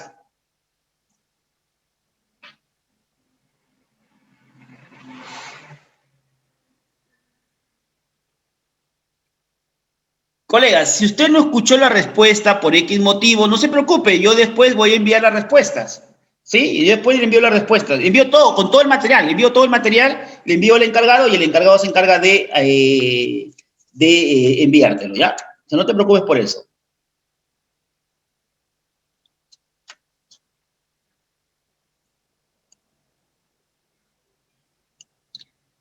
¡14 respuestas tengo ya! ¿Listo? Vamos con la 3, vamos con la 3, vamos con la 3. Sí, es la 6. Vamos con la 3, vamos con la 3.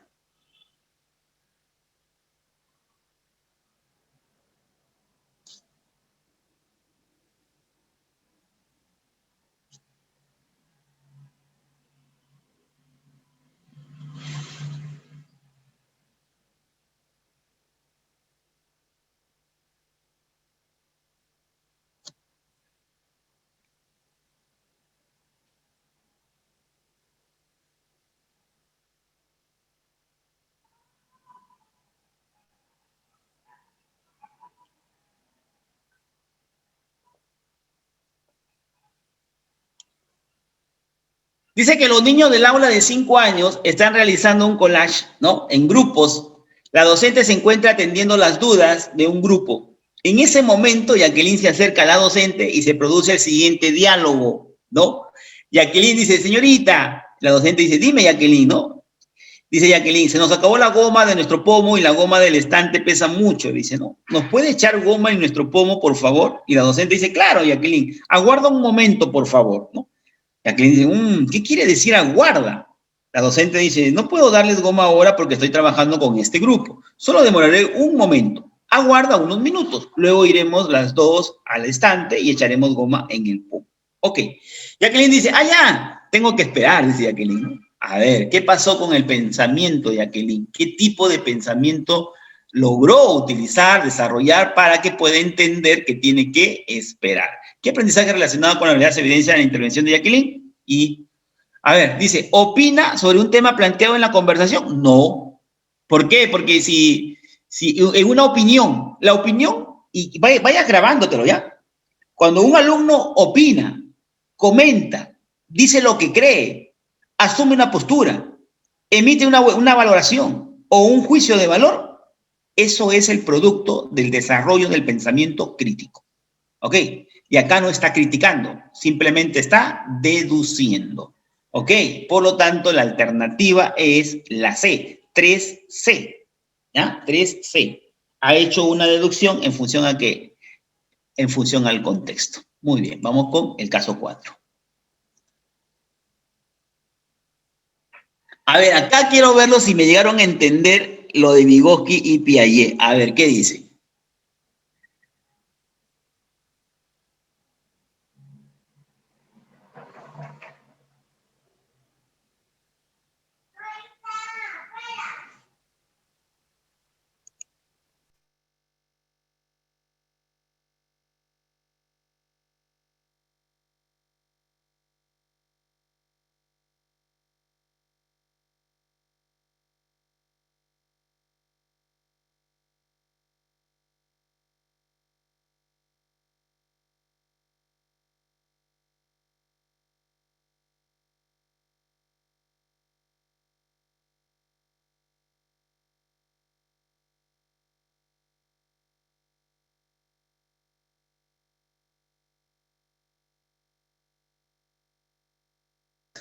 Vamos a ver, ¿qué nos dice el grupo? Dice que la C, dice que la 4 es la B. A ver, vamos a ver. Vamos a ver. Ahí está. ¿Listo? Vamos primero, dice, la profesora Rosa, después de haber asistido a la capacitación docente, de hecho, pues no, acá en Cantuta Master, tiene el siguiente conflicto cognitivo. ¿Qué aspectos de la teoría sirvieron como fundamento a Colbert para sostener su teoría? O sea, no solamente sirvió la teoría pietana para el caso de Aswell, ¿no? Y explicar su teoría del aprendizaje, sino también a Colbert, ¿no? Y otros más también, como Elkin, por ejemplo, para ver el comportamiento del adolescente. Pero eso ya es desde el punto de vista moral, porque no solamente Piaget tiene que ver con la cuestión cognitiva, sino también con la cuestión de la moral. Y él decía, pues, cuando una persona desarrolla la parte cognitiva, que no es otra cosa que la parte intelectiva, o sea, cuanto más inteligente seas, mucho mejor vas a tener un comportamiento ético y moral. Y Colbert le dice, eso no se da en la realidad, depende del ambiente. Y uno lo puede comprobar, pues, ¿no? Mírate, ¿cuántos intelectuales hay metidos en la política? Claro, ¿no? Hay que buscarlos de paso, ¿no? Pero, no, pero han terminado en temas de corrupción. Por lo tanto, depende mucho de qué, del ambiente, ¿no? Pero bueno, eso fortaleceremos cuando hablemos un poco sobre ética y desarrollo moral. Ok, ¿qué aspectos de la teoría de Piaget sirvieron como fundamento a Colbert para sostener su teoría? Dentro de los saberes previos que tiene la profesora Rosa se encuentra lo siguiente. 1. La inteligencia es activa. ¿Ya? La inteligencia es activa. Ok, vamos a ver. ¿Corresponde o no corresponde? Sí corresponde, ¿no? Es más, tanto Piaget como Vygotsky dicen que la inteligencia es activa y eso es lo que explica de que se dan procesos mentales o procesos cognitivos. Hasta ahí están de acuerdo. 2. El pensamiento se deriva del lenguaje. El pensamiento se deriva del lenguaje. En otras palabras, gracias al lenguaje es que nosotros desarrollamos nuestro pensamiento. En otras palabras, nuestra inteligencia. Eso no dice Piaget, eso dice Vygotsky. Por lo tanto, el 2 no corresponde. 3. El desarrollo intelectual se da a través de la evolución de estadios de pensamiento cualitativamente diferentes. Eso sí dice, ¿no? Entonces, está diciendo la 1 y está diciendo la 3. 4. La noción clave de la teoría de Piaget es la idea de equilibrio, por supuesto. ¿Por qué? Porque cuando ya se va en contra del equilibrio, se genera el desequilibrio y con ello la acomodación y con ello la nueva idea, y de esa nueva idea se organiza y forma la estructura cognitiva, que eso le llamamos como, desde el punto de vista pietano, le llamamos anclaje. Ok, listo. Entonces, la 1, la 3 y la 4 sí son, pero la 2 no. Por lo tanto, 4B. 4B. A ver, tengo acá 15 que no he leído. A ver, ¿qué dice? ¿La veo o no ve? ¿La veo o no ve? No, hoy no. Uy, tienes que leer un poquito más, ¿ah? Tienes que leer un poquito más. Ok, vamos con la 5. Vamos a hablar un poquito de Gabo, ¿no? Gabo, el gran Gabriel García Márquez, ¿no? El hombre que le decía a Simón Bolívar, ¿no? Le puso, le puso culo de fierro, le puso a Simón Bolívar, ¿no? ¿Por qué? Porque el Libertador siempre andaba pues en caballo, ¿no? Él le puso, ¿no? Don Gabriel García Márquez, ¿no? Le puso ese apodo, ¿no? Ok, pero vamos a ver acá. Vamos a ver.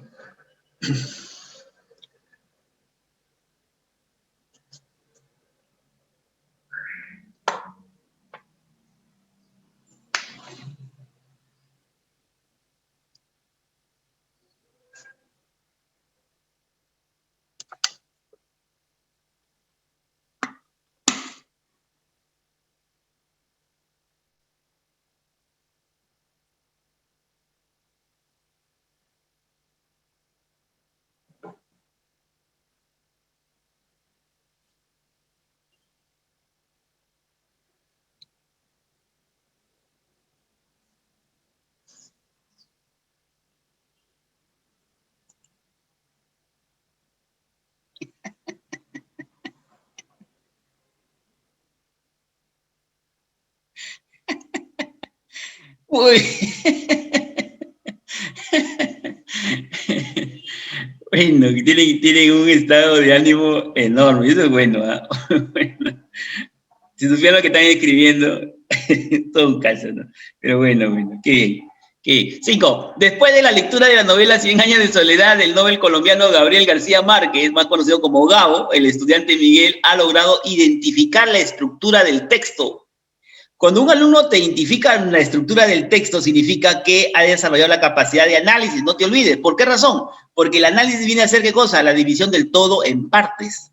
¿Ok? Y cuando uno habla del todo con las partes, y más aún con la relación del todo con las partes, entonces está hablando de una estructura. Es como un cuento, ¿no? Las partes de un cuento.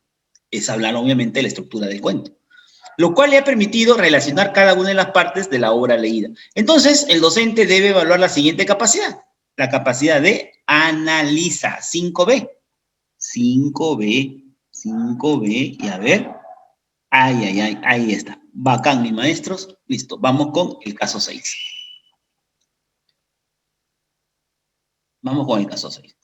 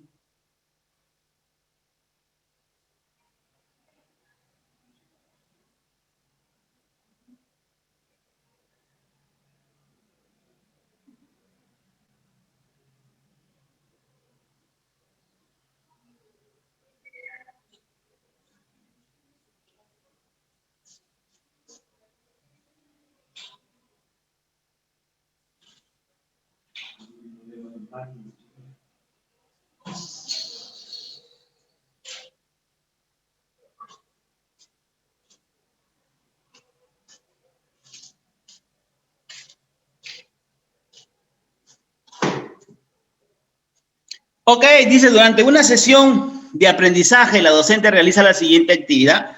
Primero, la docente muestra un conjunto de 6 imágenes de obras de arte que representan el canon de belleza femenina de una época, ¿no? Y es lo que pasa, ¿no? O sea, cada época tiene pues una idea, ¿no?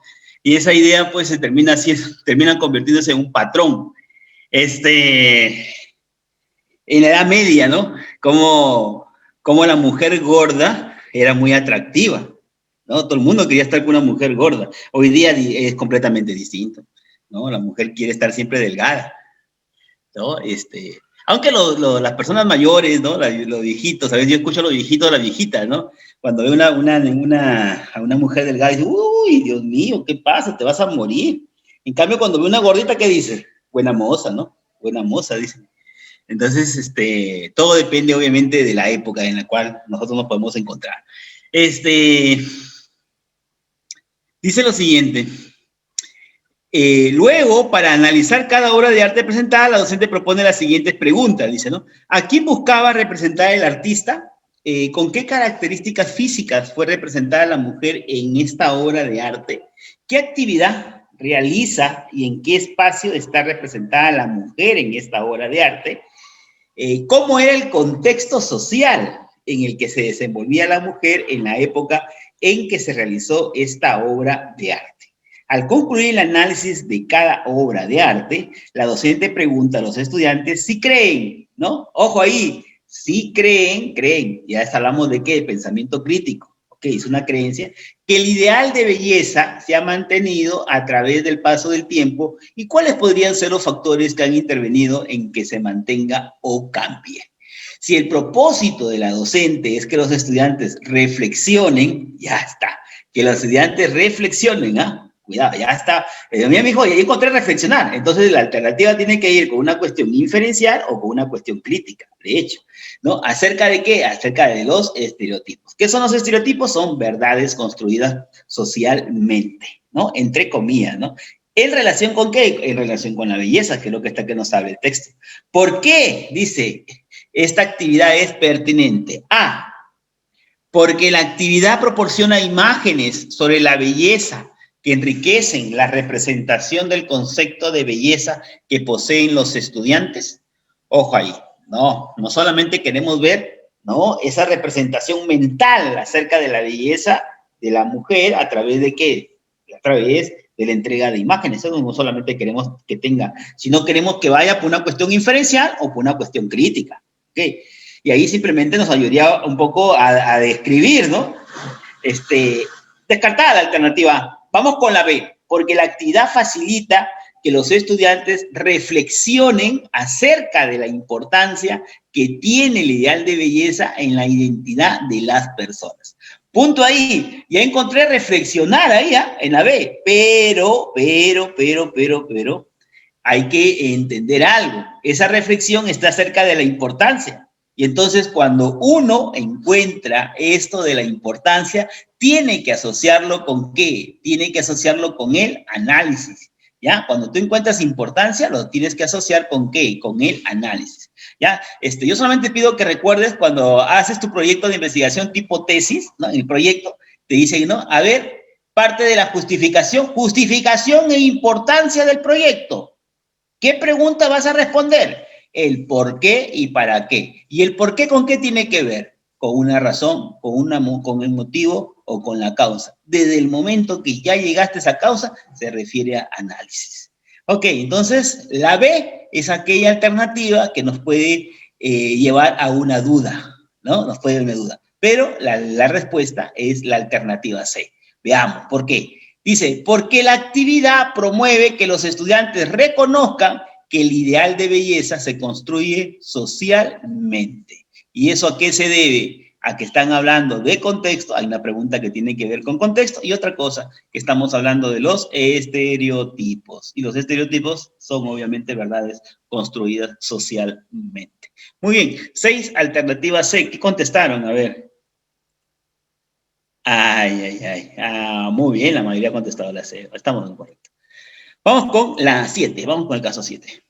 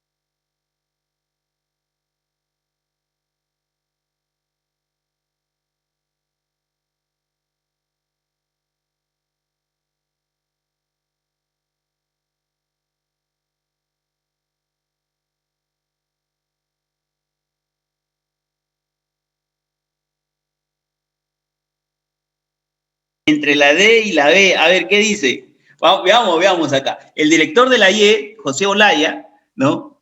José Olaya, ¿no? Este nombre de José Olaya, el único héroe pobre de la historia peruana, don José Olaya, ¿no? Después todos tuvieron, obviamente, una posición económica importante, pero José Olaya es el único héroe pobre. Ahí para que tengas un poco de conocimiento de cultura, de historia, ¿no? Como líder pedagógico ha llegado a la conclusión que sus docentes han logrado planificar y ejecutar situaciones retadoras, ¿no? Para los estudiantes como la siguiente, o sea, acciones retadoras, reto, desafío, ok.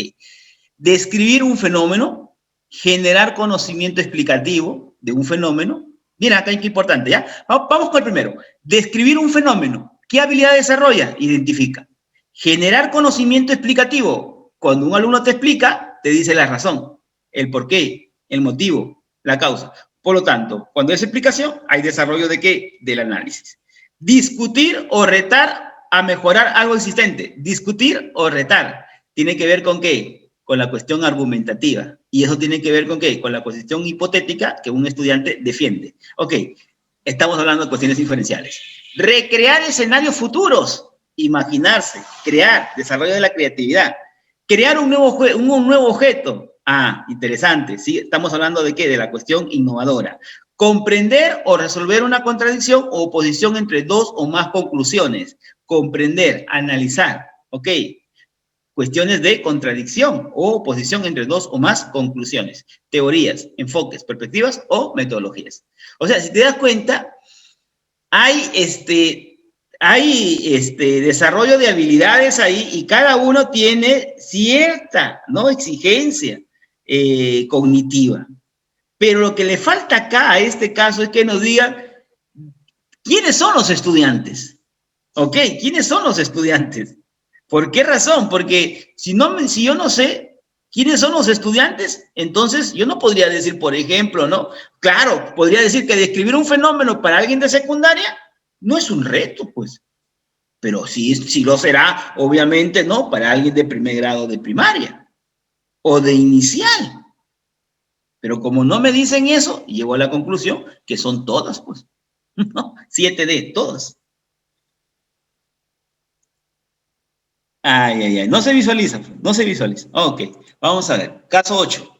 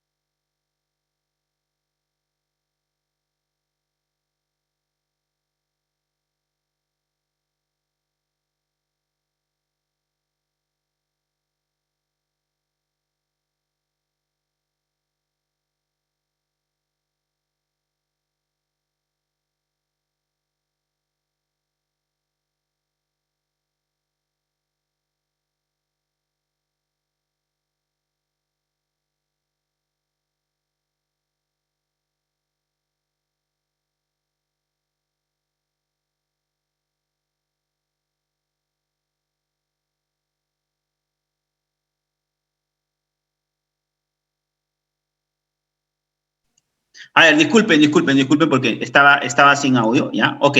A ver, vamos de nuevo. Mira, algo importante, ¿ya? Algo importante es tomar en cuenta, ¿ya? Es tomar en cuenta la naturaleza del área. Es importante tomar en cuenta la naturaleza del área. En otras palabras, desde el momento que yo comienzo a leer el caso, yo tengo, ¿no? O más que esto, hay que ser muy específico. Mi memoria tiene que decirme, ¿sí? De qué se trata. Es como decir, comienzo a ver el caso y le pregunto a la memoria, dime, ¿qué cosa es? La memoria te va a decir, ese es ciencia y tecnología. Y ahí hay que tener en cuenta competencias. Y la competencia, por ejemplo, está la competencia de indaga. Y tiene que ver con el caso. ¿Pero por qué? Porque mira, la competencia de indaga tiene como proceso didáctico el método científico. Ok, entonces, si te das cuenta, los chicos han ido ¿por dónde? Por la ribera del río. Pero algo ha llamado su atención y han comenzado a observar. ¿Qué han observado? Pequeños peces. ¿Pero se han quedado con lo observado? No, sino que han hecho una pregunta. Entonces, de la observación han pasado a la pregunta. Ok, pero la maestra quiere que los chicos construyan sus propias explicaciones. ¿En función a qué? En función a la pregunta que los mismos chicos han planteado. Entonces, cuando una pregunta tiende, ¿no?, a generar respuestas por parte de los estudiantes, o sea, sus propias respuestas, eso se conoce dentro de esta área, dentro de la competencia indaga, se conoce como hipótesis. Y luego vendrá la comprobación de la hipótesis y luego la conclusión.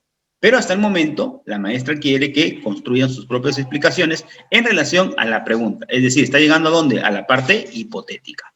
Ahora, veamos. Otro punto importante que tienes que saber, ¿no? Que el protagonismo lo tiene ¿quién? Lo tiene el estudiante. Por lo tanto, las alternativas donde el protagonismo lo tiene la docente simplemente quedan descartadas. Veamos. A. Decirles, ¿quién les dice? La maestra. Decirles que en el agua hay oxígeno y que los peces respiran ese oxígeno. Para ello, en lugar de pulmones, poseen branquias que funcionan como un colador que solo deja pasar el oxígeno. Finalmente, pedirles que digan con sus propias palabras lo que entendieron. Esto más, primero, que el protagonismo ahí lo dice quién, la maestra. Sería interesante que los chicos digan eso, pero no lo dicen, sino según la alternativa A lo está diciendo quién, la maestra. Y ahí yo ya sé ya que la prueba tiene un enfoque por competencias y el enfoque por competencias, desde el punto de vista del constructivismo, el protagonismo lo tiene quién, el estudiante. Por lo tanto, acá queda completamente descartada. Peor todavía cuando dicen, ¿no?, que lo digan con sus propias palabras lo que entendieron. O sea, la primera parte lo que hace es prácticamente decirnos que hay un protagonismo de la docente. Ok, descartada la A, ¿no? Descartada la A. Vamos con la B, ¿no? Presentarles una ilustración del sistema respiratorio de los peces. Luego pedirles que la observen y describan detalladamente. Finalmente, pedirles que a partir de la ilustración planteen hipótesis respecto de qué y cómo respiran los peces. Ok, listo. La pregunta, ¿cuál era? ¿Qué respiran los peces? Agua, ¿ya? Listo. Entonces, estamos frente a qué? Frente a la respuesta correcta. Alternativa B, respuesta correcta. La C, veamos la C. Proponerles que dibujen qué y cómo se imaginan que respiran los peces. ¿Ya? Eso también es importante, ¿no? Que proponerles que dibujen qué y cómo se imaginan que respiren los peces. Luego, pedirles que conversen con sus compañeros sobre lo que han dibujado. Ojo acá, conversar con sus compañeros sobre lo que han dibujado. Y la idea es que los chicos, más que conversen sobre lo que han dibujado, que expliquen, obviamente, cómo respiran los peces. Y finalmente, buscar con ellos, y ahí interviene la maestra, lo cual también hace que la alternativa quede completamente descartada. 8, alternativa B como respuesta. Veamos, entonces acá hay 7. Listo. Vamos a ver. Vamos con el caso 9.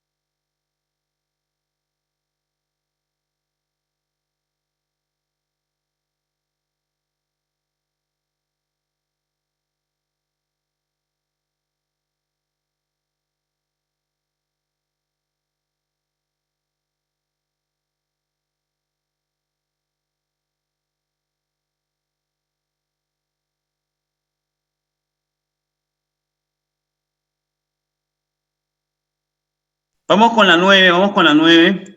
Vamos con la 9, ¿ya? ¿Cuál de las siguientes acciones pedagógicas promueve un aprendizaje colaborativo? ¿No? Hoy en día, muy de moda el aprendizaje colaborativo está, pero ahí, ¿no? Pero también hay aprendizajes que son cooperativos, ¿no? Yo quiero que me entiendas algo acá.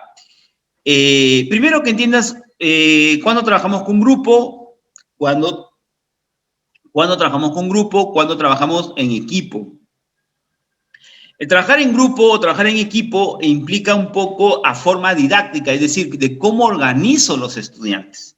Lo puedo organizar, obviamente, en grupos o lo puedo organizar en equipos. Ya cuando uno organiza en equipos, pues sabe, obviamente, que cada quien va a cumplir una determinada función, ¿no? Así como el equipo, por ejemplo, ¿no? Nuestra selección, ya todos tienen, algunos van a ser de defensa, otros van a ser de punteros, otros van a ser de centro, otros van a ser de arquero, y bueno, cosas como esas, ¿no? Entonces hablamos de ¿qué? De un equipo.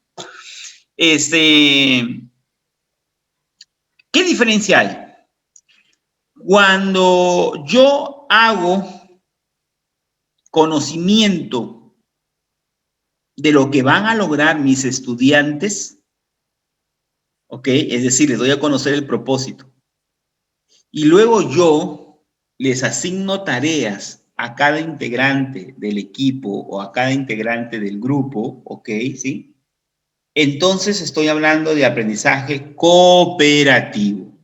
Pero cuando yo simplemente les doy a conocer el propósito, el reto, lo que van a aprender, entonces, ¿no? Ya, simplemente doy eso. Quiere decir que serán los chicos, los estudiantes, los que ellos mismos se asignen las tareas.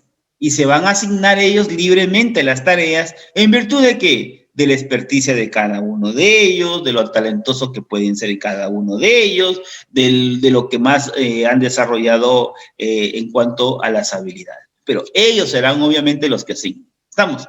Entonces dice, formar a los estudiantes en grupos y entregar una ficha de trabajo en la que cada estudiante responderá una pregunta. Luego, solicitar que junten sus respuestas y las presenten en un papelógrafo. Después, invitar, ¿no? a un representante para que exponga el producto final. Ojo acá, ¿no?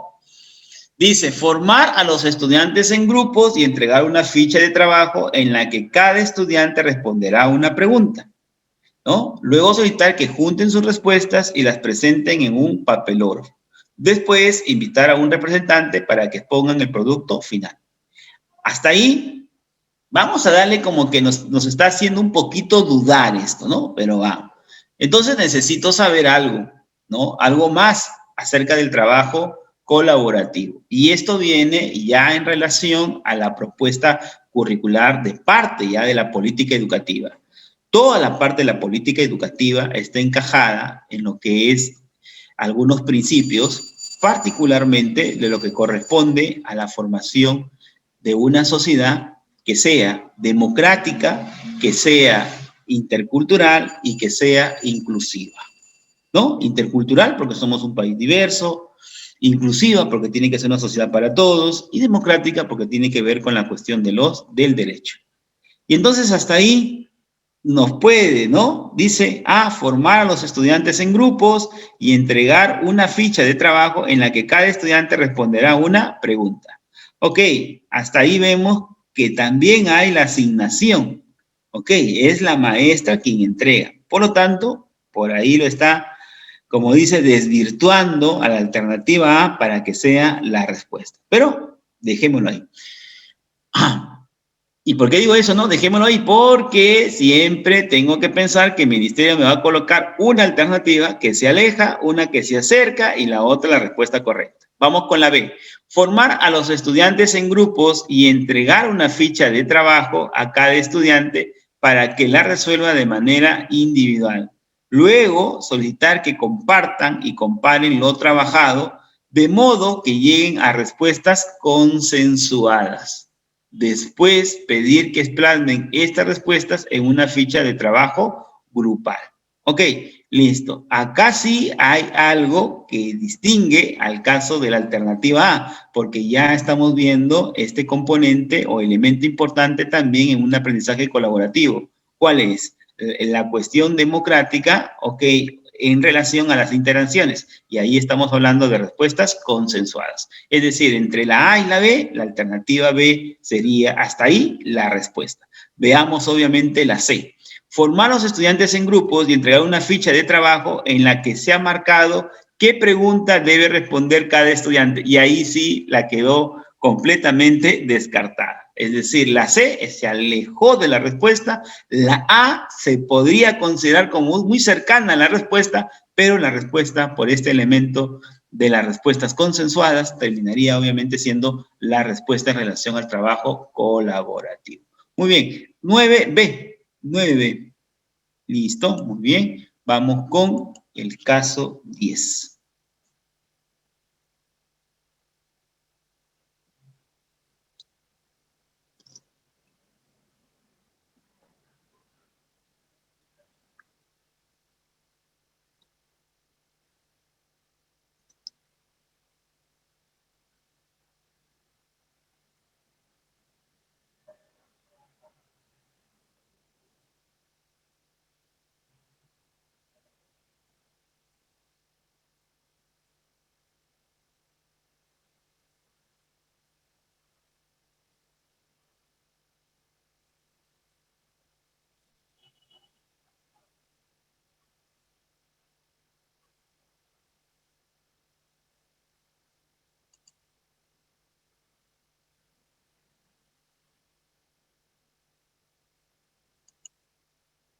A ver, ya tenemos una respuesta, hay otra respuesta, nos están diciendo que la A, que la 10 es la A, profe, no me la vaya a cambiar porque yo ya decidí que es la A. Ok, listo, veamos, ¿es la A o no es la A? Los niños y la docente del aula de 4 años se encuentran limpiando el huerto de la Y.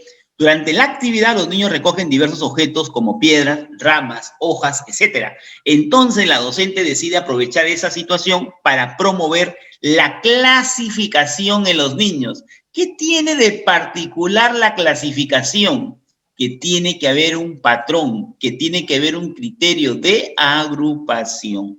¿Ok? Eso es lo que yo tengo siempre que tener en cuenta. Por eso que la clasificación es lo más bravo que tiene que desarrollar una maestra de inicial en los niños. ¿Por qué? Por la cuestión del patrón. ¿Estamos? ¿No? Entonces, si un niño, es como yo te decía hace un momento, ¿no? 5.000 a 6.000 ideas desde el nivel inicial. ¿No? Imagínate, interesante. ¿No? Interesante. Un poco viene a la memoria un caso, ¿no? Que decía de Negri, ¿no? En la función de la palabra. Decía pues que hace 20 años, decía él, ¿no? Hace 20 años, tú imagínate, hace 20 años en Inglaterra se discutía el contenido de los 600 libros que leía un niño en Inglaterra. O sea, imagínate, 600 libros lee un niño en Inglaterra hace 20 años. ¿Y el problema cuál era? Que el contenido no estaba ayudando, no estaba funcionando, no estaba siendo coherente con lo que se pretendía en cuanto a la formación de un inglés. Yo no sé si en el Perú los niños llegan a leer 600 libros. Yo pienso que ni el profe. No llegamos a 600 libros, imagínate, ¿no? Entonces, eso es, por ejemplo, ¿no? En cuanto a la lectura, en cuanto al número de palabras, disculpen, al número de ideas, pero acá, por ejemplo, en cuanto a la habilidad, el reto, ¿cuál es? Que el alumno clasifique en inicial. En primaria, que el alumno analice, que maneje organizadores. En secundaria, primero que infiera, deduzca, primero y segundo. Tercero, cuarto, quinto. Ahí tiene que ver ya lo máximo, ¿no? Pensamiento crítico, creativo, toma de decisiones y solución de problemas. Eso es lo hay que ver en cuanto a retos y en función a niveles. ¿Esto cómo? ¿De dónde salió esto? Esto es una propuesta, ¿no? Una propuesta mía. ¿En base a qué? En base a la pedagogía conceptual. Y me ayudó bastante esto en relación al caso Colombia. Los colombianos tienen muy claro lo que tienen que hacer, pero muy claro, ¿no? Muy claro. Y eso es lo que nosotros estamos obviamente mirando, ¿no? De que cada docente pues tenga que ver. Pero cada habilidad también es compleja, ¿no? Para cada nivel, dado el desarrollo cognitivo de los estudiantes. Vamos con la C. Dice, explicarles que clasificar es juntar objetos que se parecen. Ahí está que hace quien, la maestra, ¿ya? Explicarles que clasificar es juntar objetos que se parecen y luego darles un ejemplo de cómo hacerlo para que ellos continúen agrupando los demás objetos. Ahí lo que está haciendo es una especie de retroalimentación, pero siempre y cuando haya habido algún error, cosa que tampoco te menciono. Descartada. La alternativa C queda completamente descartada. B. Entregarles cajas etiquetadas según los objetos recolectados y luego pedirles que los guarden en las cajas según corresponda. Ahí no estamos permitiendo, no estamos facilitando desarrollar obviamente la habilidad. A. La A es la respuesta, ¿no? Plantearles que agrupen, muy bien, porque está que piden clasificación, agrupen los objetos recolectados según, y ahí viene el patrón, ahí viene el criterio. Desde el momento que aparece el según, ya estamos hablando de patrón, ya estamos hablando de criterio, y eso nos permite clasificar, o simplemente también se conoce como establecer ciertas tipologías, ¿no? Muy bien, entonces 10, alternativa A como respuesta. Vamos con el siguiente caso.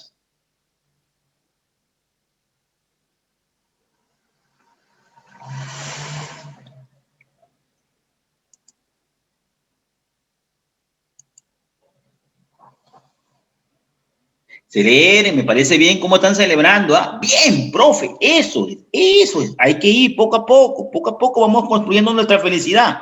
Y nuestra felicidad va a llegar el día de la prueba, vas a ver, vas a ver.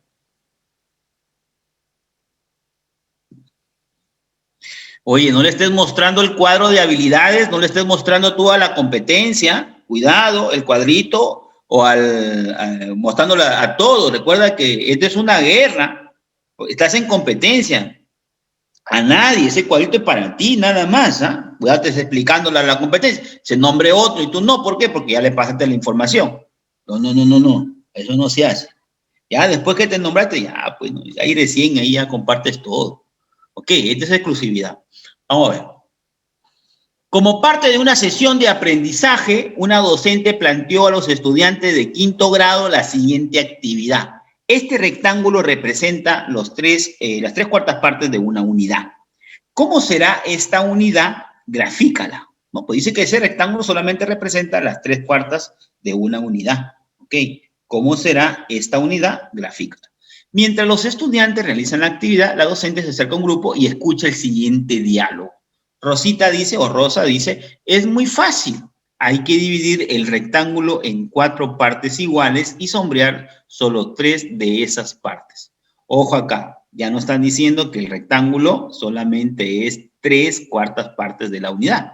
Ok, yo no puedo hacer eso, no lo puedo ver yo eso como una unidad, sino simplemente como 3 cuartas partes de la unidad. Por lo tanto, yo no puedo dividirla. Lo de Rosa queda completamente descartado. Dice Elisa, no, Rosa, la unidad debe ser un poco más grande porque este rectángulo es como 3 rectángulos pequeños y la unidad como 4. Ok. Juan dice, ¿no? Creo que Elisa tiene razón. La unidad debería ser más grande, pero la unidad tendría que ser 4 veces más grande que este rectángulo. Nada. Ahí sí se fue Juancito por otro lado. Dice, ¿quién de los tres evidencia una adecuada comprensión de la situación propuesta? Es Elisa, pues, ¿no? ¿Listo? Entonces, 11B. Ok, ¿estamos bien? 11B, 11B, 11B. ¿Listo? Y vamos con la última, ¿no? Porque ya nos está ganando el tiempo. Ok, sí, vamos con la última.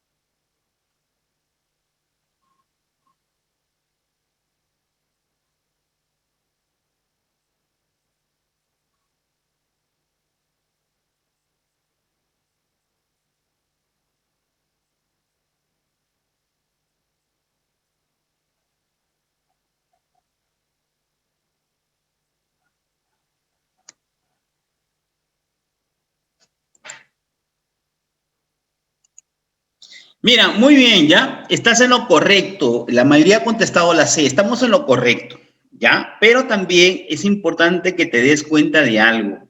Este es un andamiaje, ok, sí, hay que andamiar, hay que apoyar y hay que ayudar. ¿Por qué razón? Porque hay un error en cuanto a la parte operativa, es decir, hay un error en cuanto a al desarrollo de la habilidad, ¿no? Hay un error en cuanto al desarrollo de la habilidad y hay que retroalimentar. Y esa retroalimentación implica obviamente la cuestión del andamiaje. Por lo tanto, el andamiaje está siempre, va a estar siempre presente. Cuando se retroalimenta, cuando se quiere generar cuestiones metacognitivas, ¿no? Siempre va a estar ahí, ¿no? Entonces dice, la alternativa C, mira, ya, la alternativa C. La respuesta, pero hay que leerla para que nos demos cuenta también algo muy importante, la naturaleza del área, no te olvides eso, la naturaleza del área. Pedirle que con apoyo de una balanza, ok, sí, ahí estamos hablando obviamente de la medición de magnitudes, ¿no? Busca el equilibrio entre pesas de medio kilogramo y una pesa de 1 kilogramo. Luego preguntarle, ojo acá, ¿no? Luego preguntarle, ¿cuánto pesan 2 pesas de medio kilogramo juntas? Ok, y acá viene, ¿sí? Lo que es propio de la naturaleza, de la matemática, disculpe, ¿no? ¿Qué ocurre? ¿Qué ocurre? ¿Qué significa? Que no está ocurriendo, ¿ok? Y por lo tanto, si no está ocurriendo, es una cuestión hipotética. Si es una cuestión hipotética, es una cuestión inferencial y por lo tanto lógica y deductiva. Y la matemática es eso.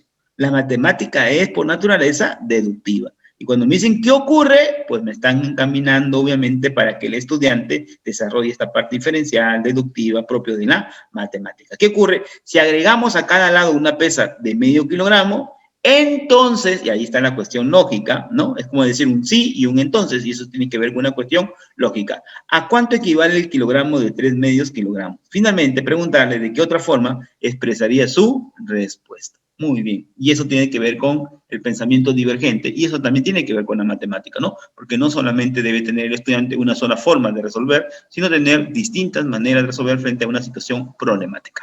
Ok, colegas, nos quedamos ahí. Sí, nos quedamos ahí, nos volvemos a reencontrar y haremos obviamente lo que la explicación del esquemita que nos faltaba y también el resto de casos que tenemos. Cuídense, mis disculpas por el inicio, ahora sí vamos a tener cuidado con la coordinación y será hasta otra oportunidad. Gracias. Se despide el profesor Juan Cubas Fernández, ¿no? Contento de estar con ustedes compartiendo este espacio. Cuídense siempre y no se olviden de los protocolos sanitarios. Adiós, nos vemos.